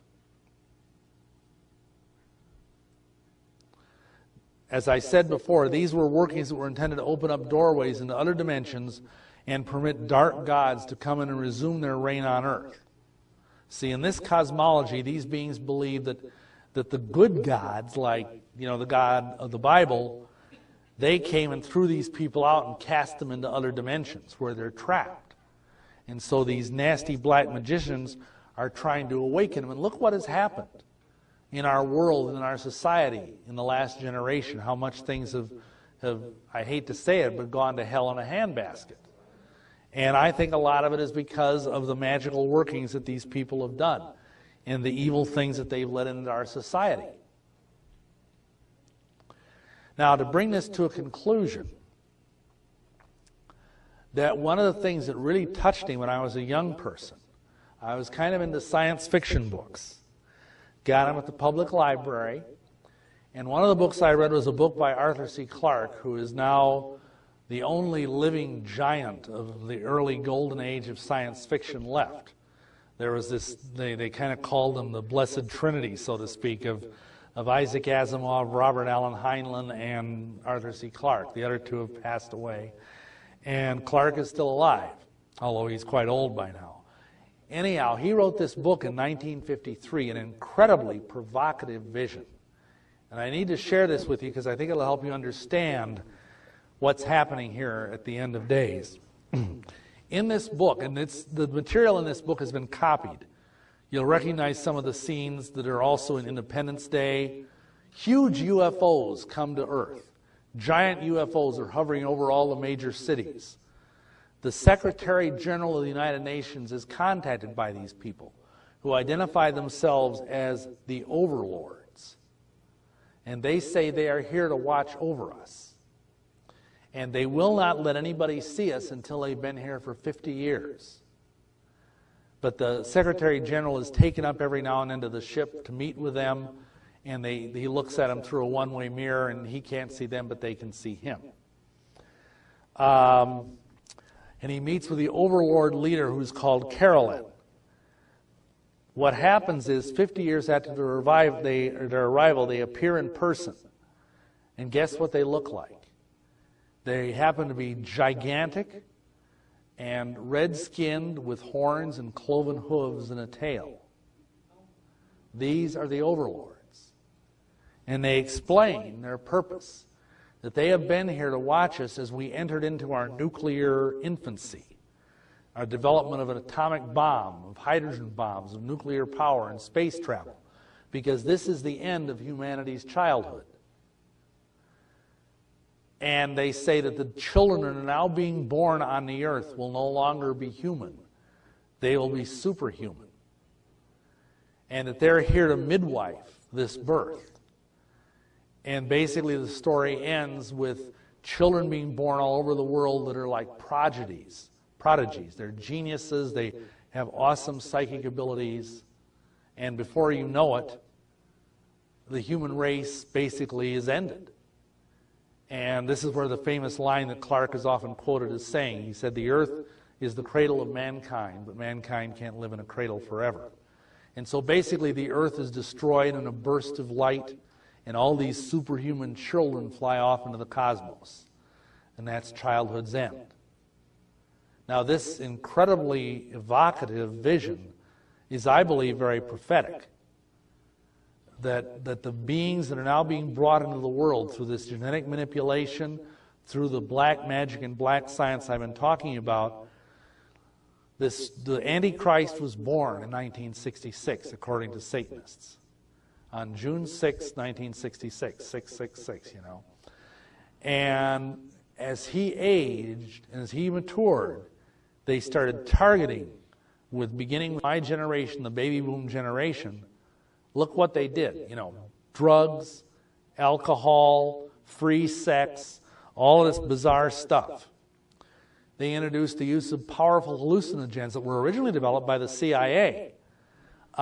People like Timothy Leary said that if you took enough LSD, your genes would mutate, and you would become what he called Homo noeticus, new man, and that you would become the next step in human evolution. Now, unfortunately, he was right. LSD does cause genetic mutation, but there's not really any such thing as a good mutation. They're almost always bad. People are born with birth defects. And of course, Timothy Leary himself died of prostate cancer a couple of years ago. Now we have the new thing that's coming along, the supposed indigo children. I don't know if any of you have heard of this. But they're called indigo children because in Hinduism, they have this system that's called chakras. These are energy centers that go up the body. And the highest level chakra, the color that it emanates is indigo, if you can see auras. And so these indigo children are children that are born prodigies. You may have seen some of them on television shows like 60 Minutes or Prime Time Live. Some of these children are 9 or 10 years old and are getting PhDs in advanced mathematics. Some of them are brilliant writers already. Some of them are brilliant musicians. And a lot of them have extraordinary psychic gifts. What's going on here? Is this childhood's end? Well, the New Age wants us to believe that they are the salvation of the world. But let me tell you something. In our ministry, we've run into a few of these indigo children that were born into Christian families. And remember, every good gift and every perfect gift comes from the Father of lights, James tells us. And even though these New Age people are deceiving themselves into thinking that this stuff is somehow theirs, that it's their mojo, it's their magic, whatever you want to call it. We dealt with some of these children in deliverance, and what we found is they're incredibly gifted, incredibly spiritually sensitive children that just need to have themselves be set free by the power of the Holy Spirit. And then, can these kids move in the area of the gifts of the Spirit, in the area of prophecy? I mean, we met one such child over in London. The case was so severe, the parents actually flew us over to London to help the child. An extraordinary young lady, 8 or 9 years old. And that child is going to do something for the Lord, let me tell you. And I am hopeful about this because I think, again, whatever Satan tries to do, Yahweh's like the master chess player and he's 10 moves ahead. And I would just counsel you to really, those of you who are younger, who have young children, love them, pray for them, pay attention to them, because I think children nowadays are being born with some very special stressors and some very special gifts, because that's how it works down here, unfortunately. If you don't have challenges, you don't have gifts. And all I can tell you is I really believe that the new generation that's now coming up, that are now 9, 10, 12, 15 years old, are going to be extraordinary. And, you know, I think we're going to need those children, because I think things are going to get pretty tough around here with all this stuff going on. And we need them, and we need them desperately. So those of you who have children, who are young enough to have children, you know, take care of them. I mean, this is redundant to even say it. I hope you would. But if they seem to be a little bit unusual, pray for them, minister to them, be patient with them, because I think it's because they're going to blossom into a generation that the world has never seen. I think they're going to blossom into the generation that is going to see the second advent of the Messiah.